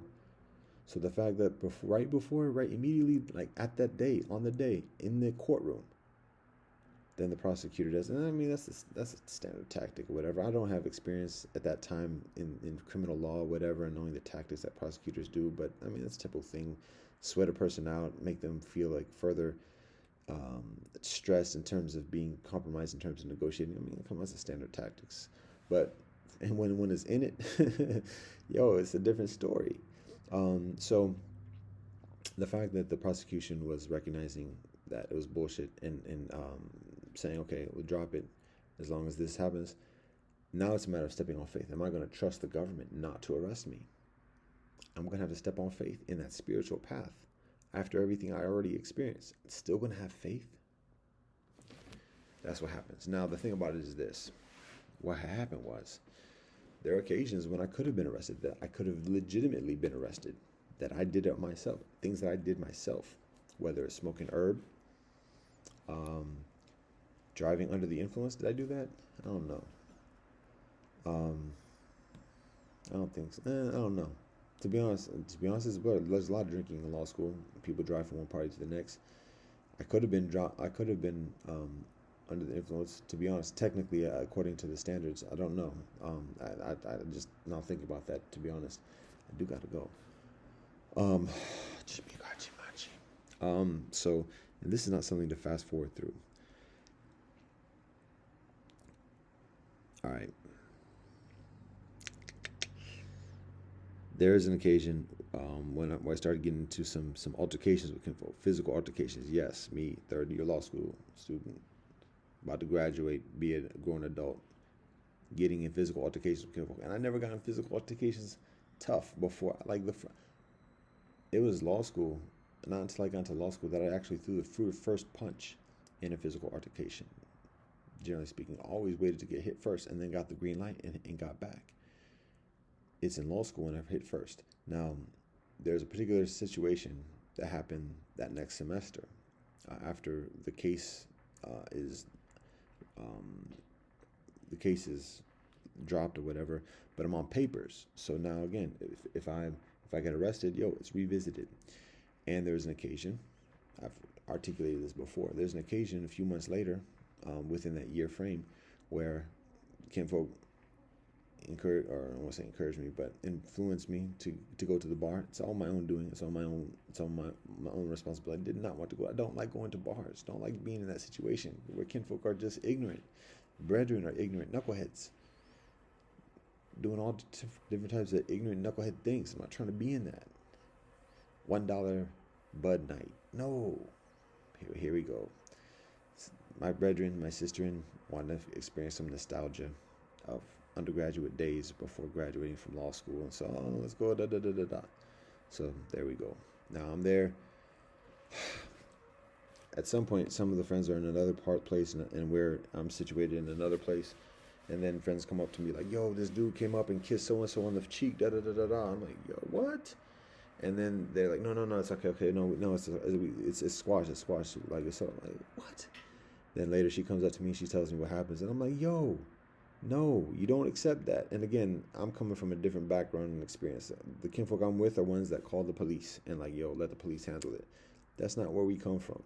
So I'm like, yo, no, nah, that happens. Yo, you yourself, smack them in the face. And I did it to myself. I actually smacked myself in the face to like show like, yo, I'm not playing. Like, that's what's happening. But I'm not going to get in there now, because now it's like, it's late. It's like not the scene. Now I'm going to look like I'm the agitator. So I'm not going to go in and like head knock or whatever. That's not who I am anyways. Now, that being said, as we're getting ready to leave or whatever, as the evening transpires, and this, I'll just say it. So I'm still sitting there with some of the kinfolk there talking, and then the brethren who was the assaultee. That's an assault, kissing a woman on the cheek without permission, whatever. That's an assault. That's a physical assault. Like, no cap. No, yeah. So anyways, he's walking by. And then one of the friends says, that's the dude. And he's a big dude. African, dark skin, bigger than myself, actually, as I recall. I'm sitting down at that time. And he's there with some other kinfolk who are of European ancestry. And he looks maybe like early 20s, thereabouts, big dude. So, or at least bigger than myself. And to be bigger than myself, particularly at that time, I'm fit. I got some muscle on me. So he's a bigger dude than me. He's a big dude. He might not be a muscle building, but he's a big dude. Anyway, he's walking by. They say, well, that's that dude. And I'm just like looking at him like, okay. I've already decided, like, I'm not like instigating whatever at this point, because like the situation is over and there's not an immediate threat or whatever. So whatever, this is what do you expect when we're in this kind of situation. So that's that. Now, as he's walking by, like, he makes a face at the sister and I'm sitting next to talking with, and she makes a face at him, and then like he flips her the bird. I'm like, oh, no, not disrespect the sister in like this. So then I put my hand on his hand. Now I initiated the contact. Then I'm like, yo, brother, no. And immediately as I do that, he gets rather belligerent and like flicks my hand away. So when he does that, now it's on at this point. And I don't know who this brethren is. I don't know what the story is. I don't know who his kinfolk are, what they're liable to do, whatever. But it's already on. So I do the El Hajj Malik al-Shabazz thing before he becomes El Hajj Malik al-Shabazz. I do the Detroit Red thing, and I had a bottle in my hand, boom, and I crack it on his head. We get into a fight. We won't talk about what happens in the fight or whatever, but eventually, like, I get out the bar, and right at that moment, I'm very much available for arrest. Easy, legitimate. I did it myself. I put myself in that position. I'm on papers. I know that, and here I am. I just essentially committed assault, but involved in disorderly conduct. Damage is done to the bar. I made apologies later. The bar accepts the apologies later. So when it happens, I'm not trying to stick around. I have my backpack in there and everything. I say, yo, friend, get kinfolk, retrieve my belongings, and let's be out. So then they're like, yo, let's go. No, do not run. Walk. We're not running from a situation. So then we get around the corner. Then it's like, okay, now let's run. And then we hit it to the vehicle. And I was scared. Be honest, I was scared the whole time. I didn't know if cops were following us at that moment. I was already being tracked by the different precincts, because that's where the situation happened before when I got beat down. So please know who I am, generally speaking. They probably know who a lot of kinfolk are, because police like that. But anyways, scared. Because 25 years, and there was like all the backup that I had for those battle lines for the court date. Little expectation of that coming through on a second time after I would after like being in a fight, the kinfolk are gonna come through for me on like that again after that. So 25 years right there, serious. And this was, you thought before, it was no joke. 25 years. So extreme fear. I'm like, take me home. I need to just be here and like just cool, just lay low, low. But the thing is, like, even I could not, like, even in my crib, and I'm not going anywhere no time soon. Even in my crib, like, fear that whole night, like at any moment, that just like the door breaking in any second. Like, I remember, like, people can look through the peephole, the way the peephole was, like, I felt like no security, no sanctuary, no safe space, no refuge. Like, there was no place to hide. Like, 25 years, federal prison, right there that whole night. I don't know how I got to sleep. Somehow I went to sleep. And not only that, I'm thinking, like, who's going to drop dime on me? Like, I know I'm not practicing law. I know I am, like, a juicy prize for any of the ones in convention who are hiring my classmates to say, oh, you got what on who? Oh, yeah, we've been wanting to get something on him. Here, we'll give you this, we'll give you that. So my own kinfolk, I think about that because that's the way things are. Like, who are my kinfolk going to drop dime on me? Oh, that's dirty the whole time. But through the night, nothing happens. And after day, like, okay, it seems like it's going to cool off a little bit. And so then it's a matter of like, let this year be done. Let this year be through. And eventually it is, go back to court. And me and my kinfolk, who is also arrested and charged with me, we arrived there. Hadn't seen each other months before that. Very interesting story of that, but that's another story. We arrived there, and they're just like, all right, that's it. Basically very dismissive. Like, get out. Okay, that's it. The situation is complete with that. Now, probably 2 weeks after that, the World Trade Center is demolished. There is a connection between that, but we're not getting into that at the moment. Now, after that, the point is that that's just it's difficult to convey like the seriousness of that fear. It's not even necessarily a fear of death, but it's along those lines. It's a fear of like a life of torture. When we recognize like the stories that we hear about prison, and additionally serious. So it was a serious fear. It eventually dissipates after time, but then professors fail me in a class. I have to stay in school for another semester afterwards, after all my classmates graduate. And so as I'm there by myself, the 11th of September happens. Things are hysterical. I'm in school by myself. Everybody else is pretty much bounced from the city that I affiliate with beforehand. Very isolated, desolate, and then experience. What am I going to do after graduation? Like, the kumbaya ain't happening, and it just becomes increasingly destitute. And again, it becomes a spiritual thing. I'm talking with angels on the streets. That's when my first experience, like, opening, and it's scary. I share this. I talk with an auntie in the Underground Railroad, in the Metro bus, the DC Metro bus. I have a conversation, and she like opens my eyes. And in doing that, that's like the telepathic, like the confirmation of the telepathic communication is occurred and I felt it feels, to be honest, it feels like my telepathic virginity is taken at that point, because when that happens, it feels like anybody can read my thoughts. It feels like particularly women can just know what I'm thinking. And there's a certain intuition, because women can know like when a man is thinking about her in certain ways. A woman knows that, but then a woman can reveal that she can see what else he's thinking about. That's not just necessarily about having sex with her. And that's a scary thing for brethren, for dudes, for brethren. And it's a scary thing. It's a difficult thing to cultivate and discipline oneself. But at the same time, when one does, one recognizes that there are a lot of cultures that do that from an early age, that have been doing that very quietly. A lot of brethren, particularly cold weather, cold climate brethren, who spend a lot of times in isolation, caves, and cul-de-sacs, who cultivate that discipline of mindfulness, of knowing, oh yeah, telepathy is a thing. Yeah, no. We know how to deal with that. Meditation, concentration. But for an adult, for a brethren who's used to being like indulging within his thoughts, particularly towards women, and additionally, I don't have much negative thoughts towards any particular group. So that's perhaps one way in which I'm able to be ingratiated with multiple groups, particularly being of mixed heritage, not having any like sinister ulterior motives.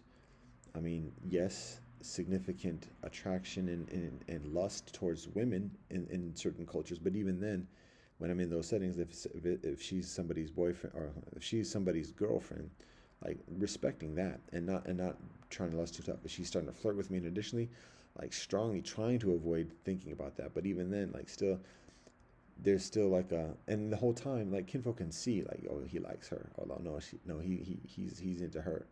Um, but it's not offensive because I'm not being disrespectful. I'm not like making moves. I'm not trying to instigate stuff in an undue way. And so because of that, I'm still ingratiated and trusted to certain degrees within different groups, by the grace of the Most High. And I'm doing as best I can without knowing, with knowing less about what a proper relationship is between a man and woman. So anyways, the point is that the mind is penetrated at that time. My telepathic virginity is taken, as I was in that spring semester, before I was supposed to initially graduate. And when it happens, I'm thinking people are gonna think I'm crazy. People are gonna not believe me. Like it feels like a superpower, but at the same time, it feels like a super vulnerability.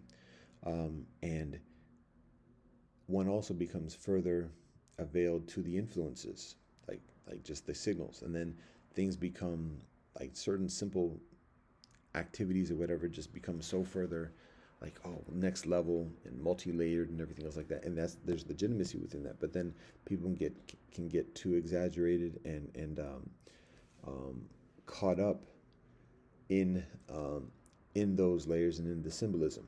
Now, herb is a particular experience that facilitates that type of awakening, and otherwise, and I'm smoking a considerable amount of herb during that time.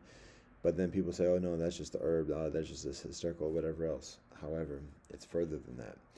And the herb is a conduit towards that type of awakening.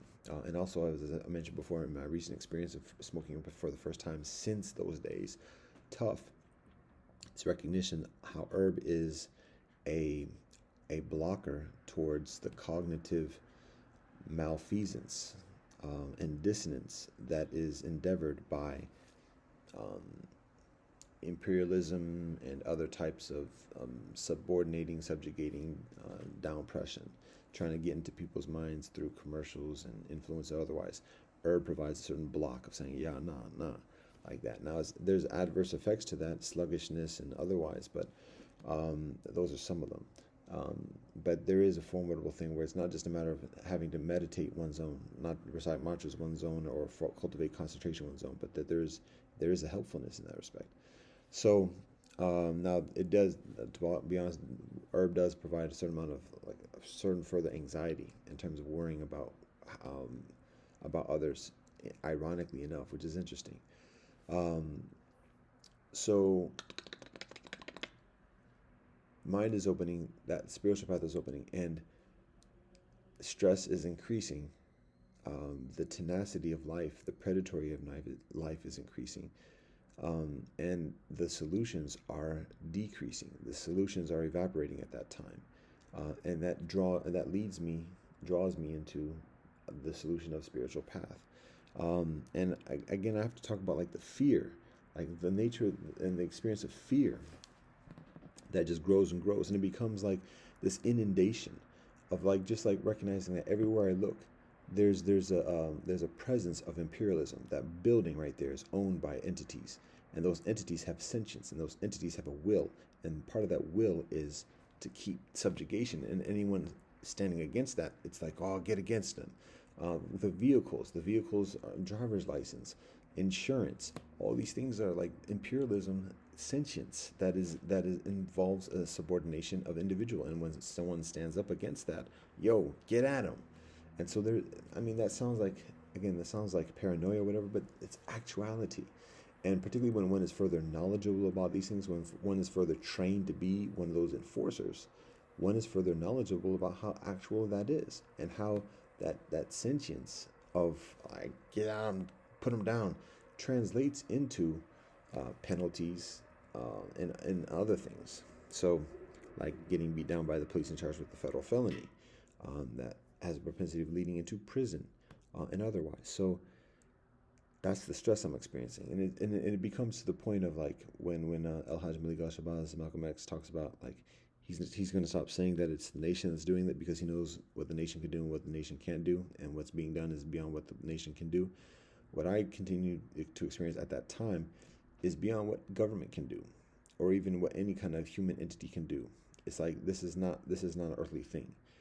What I'm experiencing, the stress that I'm experiencing, the like the forces, the experience is just like it's beyond what's humanly possible. Even like coordinating and being on phone, it's like it's beyond that. And if I talk to anybody about this, they're gonna think I'm crazy. Easy, no question. I still have that viability of being in the elite segment of society and everything. So reputation, everything else like that is significant, huge. So if I say this to anybody, yo, that's it, game over in that respect. Like, don't worry about a career, because there ain't none. So I'm trying to wrestle with this as much as I can and keep like the semblance of normalcy as much as I can. But like, yo, like who else, does not anybody else experience this? And it's just a lot of pressure, hate, volatility. Again, the country had just been hit with the destruction of the World Trade Center, the symbolism of its economic prowess, and was very angry. Just a lot of hate everywhere on the TV, all over the place. And so, and when not jumping into that bandwagon, it's like that hate is directed here. And yo, I need a place to be. I need a place to like just sit. That's away from all these controls, all these notions of ownership and imperialism. All the buildings, everything that's constructed by man has a presence of ownership in that immediate place. So I need to I need to go back into like the woods. I need to go into nature. I need to go away from all these things that are being claimed. But where is that? There's a point where like I went to the Rock Creek Park in the middle of the night trying to find the wilderness. And like, yo, it's a long drive out of the city. So Rock Creek Park is the closest thing I can find that I can like immerse myself somewhat into like the experience of wilderness. I'm like, yo, I just need to be away from like all these, what we refer to as far as Babylon. I need to be in the nature. So I went into nature this summer, and or maybe late autumn or early autumn. It's still warmer in the Potomac area at the time. But to be honest, what I did was I'm trying to like get away from as much civilization as possible. So what does that involve? Yo, get my clothes off. I still wore drawers because if I was caught or if I was seen, like not going to be indecent exposure type situation. But I went all the way to my drawers, and I went into the stream, and I'm trying to like bathe myself. And I guess what I'm actually trying to do is like baptize and just cleanse myself and just immerse myself within nature. And the clothes that was made by factories, like immerse myself in nature. And I cry out, I yell out, yo. Now, part of the stress that I'm experiencing is not towards me. It's threats towards my kinfolk, my loved ones, because that's how I get into manipulate people who have some type of influence or knowledge or whatever else. Not just at them, because kinfolk can be martyristic and like, oh, I can take it myself. Threaten the kinfolk around one. So the threats that were like that I was imagining are further specific. Like it's not just like death or whatever. It's like rather specific things. And so it becomes like, yo, somebody's like thinking about this. Somebody is like conveying this, and like I'm experiencing this somehow, and I'm just all this. And so when I went to the stream, I'm like, yo, bring it to me. Like whatever you doing, yo, bring it to me. Come at me. I'm yelling. I yell that in the middle of the night, sat in the stream, in my drawers, yelling aloud to whatever surveillance. In Potomac area is like one of the heavily, at least at that time, one of the most heavily surveillanced areas in the country, at the very least. So I'm just yelling out, "Yo, bring it to me! Bring it to me!" That's what I'm saying. Because whatever the H is, yo, just bring it to me. And it keeps on going, and I'm looking for a refuge, and that's what precipitates me going to church again, looking for okay, fine. If I can't find the wilderness, let me find. Okay, I remember back when I was a first year, my first semester at undergrad, I found a chapel. The church door was open, the light was on. I could walk in and pray. Let me find another place where I can pray. I need to talk to God now. And I looked for a church. All the churches were locked. All the lights were out. It was like 6, 7 p.m. This was later on in the semester in the autumn. 7 p.m., dark. All the church doors are locked. And I'm looking for any house of worship, any place of God that worships God. That's the language, that's the conversation I need at that moment. The only place that was open, the brethren was at the door. He was like, "We're having prayer service later on, come back then." So I'm like, okay, here's the signal. I'm supposed to be further social. I'm not supposed to be by myself now. I'm supposed to be in community and congregation. So, okay, I can't just pray by myself to God alone, by myself in the pews. Maybe that was a luxury at Hampton. God had somebody at the door and guided me to come back at that time. So when I went back, I returned, and there's a prayer service. And there may be like a dozen elders, uncles and aunties in the pews, very small number of kinfolk in the pews, and doing just like old spiritual humming, that no words, just like and people are giving their testimony. People are maybe asking for blessings. I have to think about like what kind of prayer service it actually is, but it was just one of those kind of experiences.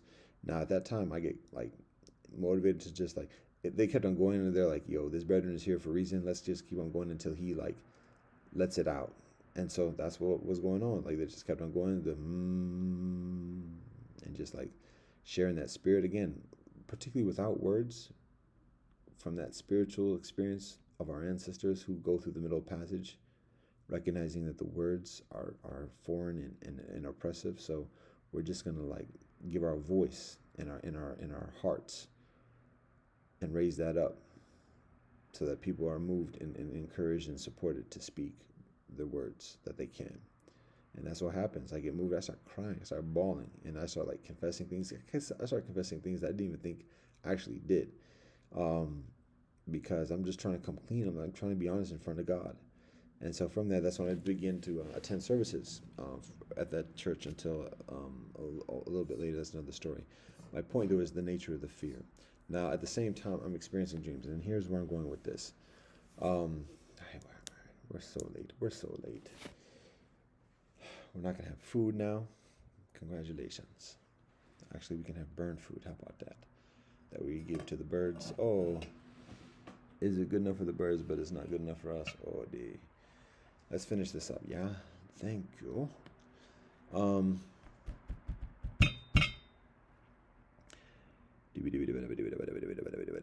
2 hours, yeah.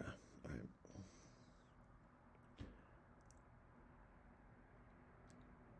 Dreams. So what I'm communicating right now does not convey, I think, effectively the severity of fear that I experienced during that time. Just pressure, stress, and it's beyond fear. It's just like a we could even say terror, perhaps, is one way to describe it. I mean, I imagine people in warfare experiences. Kinfolk in the hood know what it's like, but anyway, everybody has an idea of what it is. Some people are further attuned with it and like in touch with that, but it was just a very severe fear. In addition to this, and it's like beyond comprehension. So it's the earthly experience of the persecution, actually being beat down, charged felonies, this and the other, that's going on. Pressures about responsibilities of being entrusted with this education that's bestowed upon me and doing something with it. But then having difficulty coalescing things together. So there's that pressure of answering the needs of people at that moment. But then there's this pressure from like the things that are beyond, the telepathic and the dreams. I started having dreams about kinfolk killing me, and a lot of that was like rivalries or whatever, and lost. I don't have rivalries, but just like antagonisms, I'll say, and like it's that stage of life where people are like competing and vying for like next moves, and like being hired to be like at each other, and so there were a lot of dreams about like people trying to kill me, during that last year of law school after the court situation. As graduation is nearing, is like, oh, here are the Blue Jays. They're like, yo, where's the food at, brethren? Okay, I'll put up. I think there's some out there. Hold on. Yeah, I think there's enough out there for the moment. So there's dreams like that. Some very specific dreams, very unsettling dreams. Nothing like too tough. I've had a lot of the dreams were like earthly. I've had dreams that are unearthly, um, and so those unearthly dreams kind of put the violent earthly dreams into context. You heard that? So an example of a previous dream that was unearthly, that was probably scary, but at the same time further peaceful. A number of years before that, when I was in England, I remember that specifically. I was in England, Manchester, studying overseas, and I had a dream, and not stressed. Life was not stressful. This is like a dream, another dream like life at that moment. Just, anyways, one of the dreams that I had is a situation like that, which was in Superman the second Superman film back in the 80s. And in that film, there were the aliens who were from Krypton as well as Superman is. And they had the same powers as Superman, but they were villains. And the villains were locked away in like this floating prism. Each one was locked in a different prism that was just floating around in space. And that was their punishment for being villains on Krypton. So their punishment was just to float through space, maybe for eternity. I don't know, but however long it was. But that was it. They were so heinous and tenacious villains that was their punishment. They were banned. They were banished into these crystal prism types things, and that were just cast out into space and floating around. That's what this dream was like. It was a matter of just being black. I was awake in the dream. I was conscious, and it was like the prospect was just, okay, this is the rest of life, eternity, black, nothingness, space, nothing, no light, no duality, all black. And that notion, like, have no friends, no parties, no family, no nothing. This is it for the rest. This is it. And like in that dream, that's the actuality. Like there is nothing else. This is it. And I remember again, I'm conscious, like I'm self-aware in this dream, and I think to myself, okay, like I don't see anything, but I thought two things. One, I'm not in pain. I don't feel pain right now, so that's not too bad. And the second one is like I'm breathing. I can breathe. Like there's no pain. Blue Jays. So I was at peace with that. And eventually, at some point, either I went into another dream or I woke up, but that was it. But I remember that nearly 30 years later. And it was unearthly. It was like it was beyond this earthly realm, like that notion of infinity, an infinity of nothingness that puts everything else into context. So these dreams that I have about violence and everything else like that in law school being done to me, like kinfolk trying to kill me, and actually like killing me in my dreams. I interpret it, I recognize it as like the competition of people like basically deading me in life. Like, okay, I'm never going to talk to this dude again.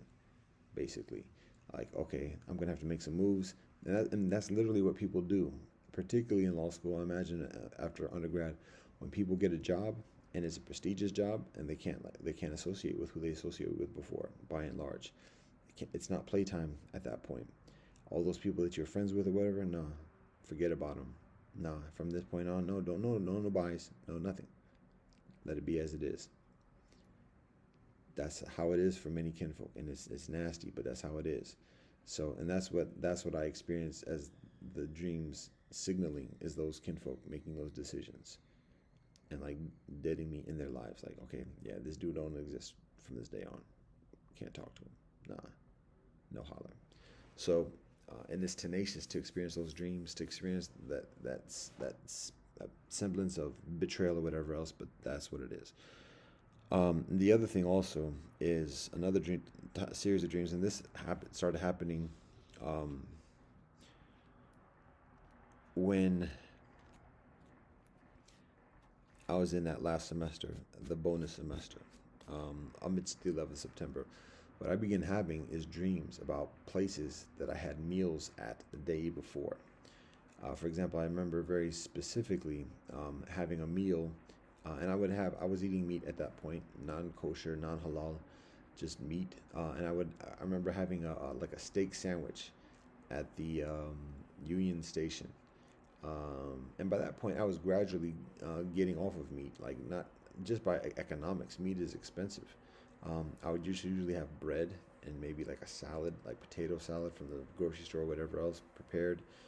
But that was my basic routine, just regularly, just particularly of economics, flavor, nostalgia, and otherwise. Meat takes preparation to do it oneself. Otherwise, to get it prepared always, it's not the healthiest of things. It's expensive and otherwise, so it's just like cost prohibitive. But on occasion, I would still eat meat just because, taste and everything else like that. Carnalness, masculinity, and whatever else. So, on this particular occasion, this particular dream, I had the day leading up to that night, I was at Union Station, and I remember a steak sandwich, and I remember sitting there at that time during the day, and I was there with some friends, and just like chilling out like normal. Then that night I had a dream, and that dream was like being in the same place and being awake and like being with the people at that same place. And the thing is, like, it felt like hell. It felt like just like, now the thing was, people were calm in the dream, but it felt like we were actually there. It felt like, but it felt like ghosts. It felt like at any point, like demons or like monsters could just come out. People were still and calm, but there was like awareness, like at any point, like demons can come. And there's just like a very strong, palpable fear amidst the calm. And it was very palpable because I was in that same location, and it felt very actual, like I was actually there. And I started having further dreams like that, particularly of places where I ate, of having a very vivid dream later that day or in preceding days about being in that exact same spot with people, and there being like just this pervading, like, don't know what might happen kind of thing. And so it was very unsettling amidst everything else that was going on. And so that's the reason why I'm saying this, because that's when I begin to say a blessing over the food that I eat. And without being told or without being specifically taught in terms of my spiritual path at that point, I just on my own, like, I need to give thanks. I need to be mindful. I need to give respect.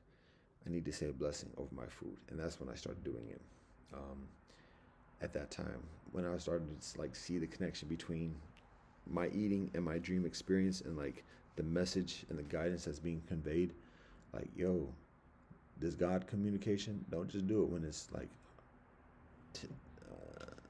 hectic. Like, have regular. I always want to be known and recognized as like an honest person, and not just a fair weather friend or whatever else, and like thorough and genuine. So when relationship with God, thorough and genuine, continual, give thanks, communicate the gratitude, recognize. That's when I do it. And then when I start doing that, that's when I start becoming further mindful of what I'm actually eating. I'm giving thanks for this, and then I'm thinking, okay, what am I looking at? A chicken. Ooh. I'm giving thanks for this, but can I actually do that? I'm seeing like the chicken get slaughtered. Can I actually like genuinely give gratitude for that being done? Don't let me look at a cow. And that's when I start becoming vegetarian. Just because I become further mindful of what's involved in providing my nutrition. And when I'm speaking, or when I'm endeavoring a spiritual path of peace and truth, it's like, yeah, I can't do this. I need to be peace and truth. And that's not peace and truth. And again, to halal or kosher, no hate, no shade, but killing for sustenance, and it's not necessary. All bullshit aside, it's not necessary. That's not peace. We know there's suffering in that process, regardless of how it's done. We know it. We know better. We know animals, regardless of what the beliefs are and the teachings are about spirit and soul. We know animals feel. We know animals suffer. And the teachings say that. Not to overburden animals.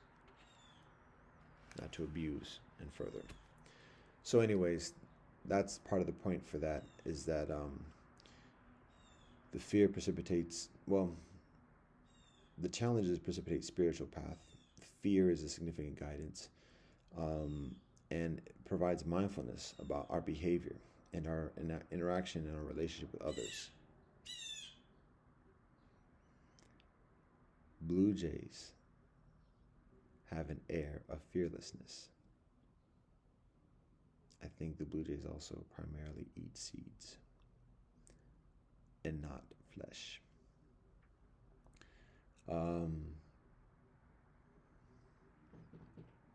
Ain't that right, sparrows? Quiet. So that brings us closer back to the original proclamation of path, trotting, and saints. The saints of distant lands are arrived. When I begin that spiritual path, my spiritual path, this spiritual path, over 20 years ago, when I joined in this spiritual path 20 years ago, calling it Rastafari, there's an increasing awareness of these conversations of different beings, relationship with Creator, relationship with all creation, the wisdom of all our relatives, relationship with all our relatives of creation,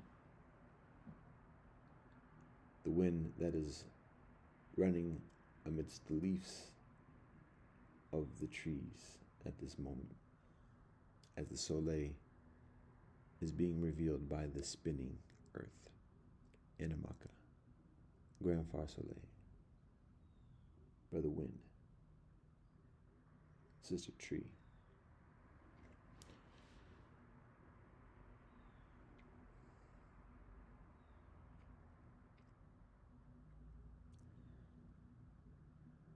The awareness of the saints today is a continuation of the path of yesterday.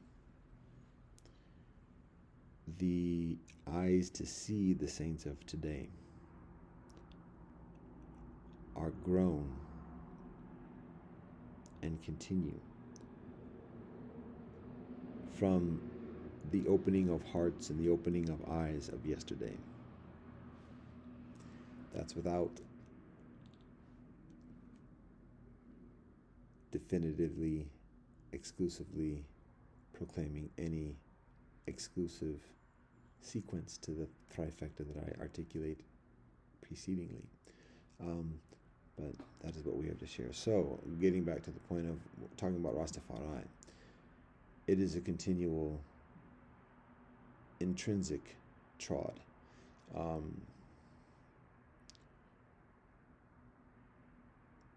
That begins with myself, that I joined into over 20 years ago, and gradually find the language and the narratives and the specific teachings to articulate this. And when I do, it is within the context of what is already shared, because that is what His Majesty Haile Selassie I teaches: knowledge, education, diplomacy, honesty. So, with that, we give all thanks and praise to the Most High Elohim, and blessed love and peace of Rastafari.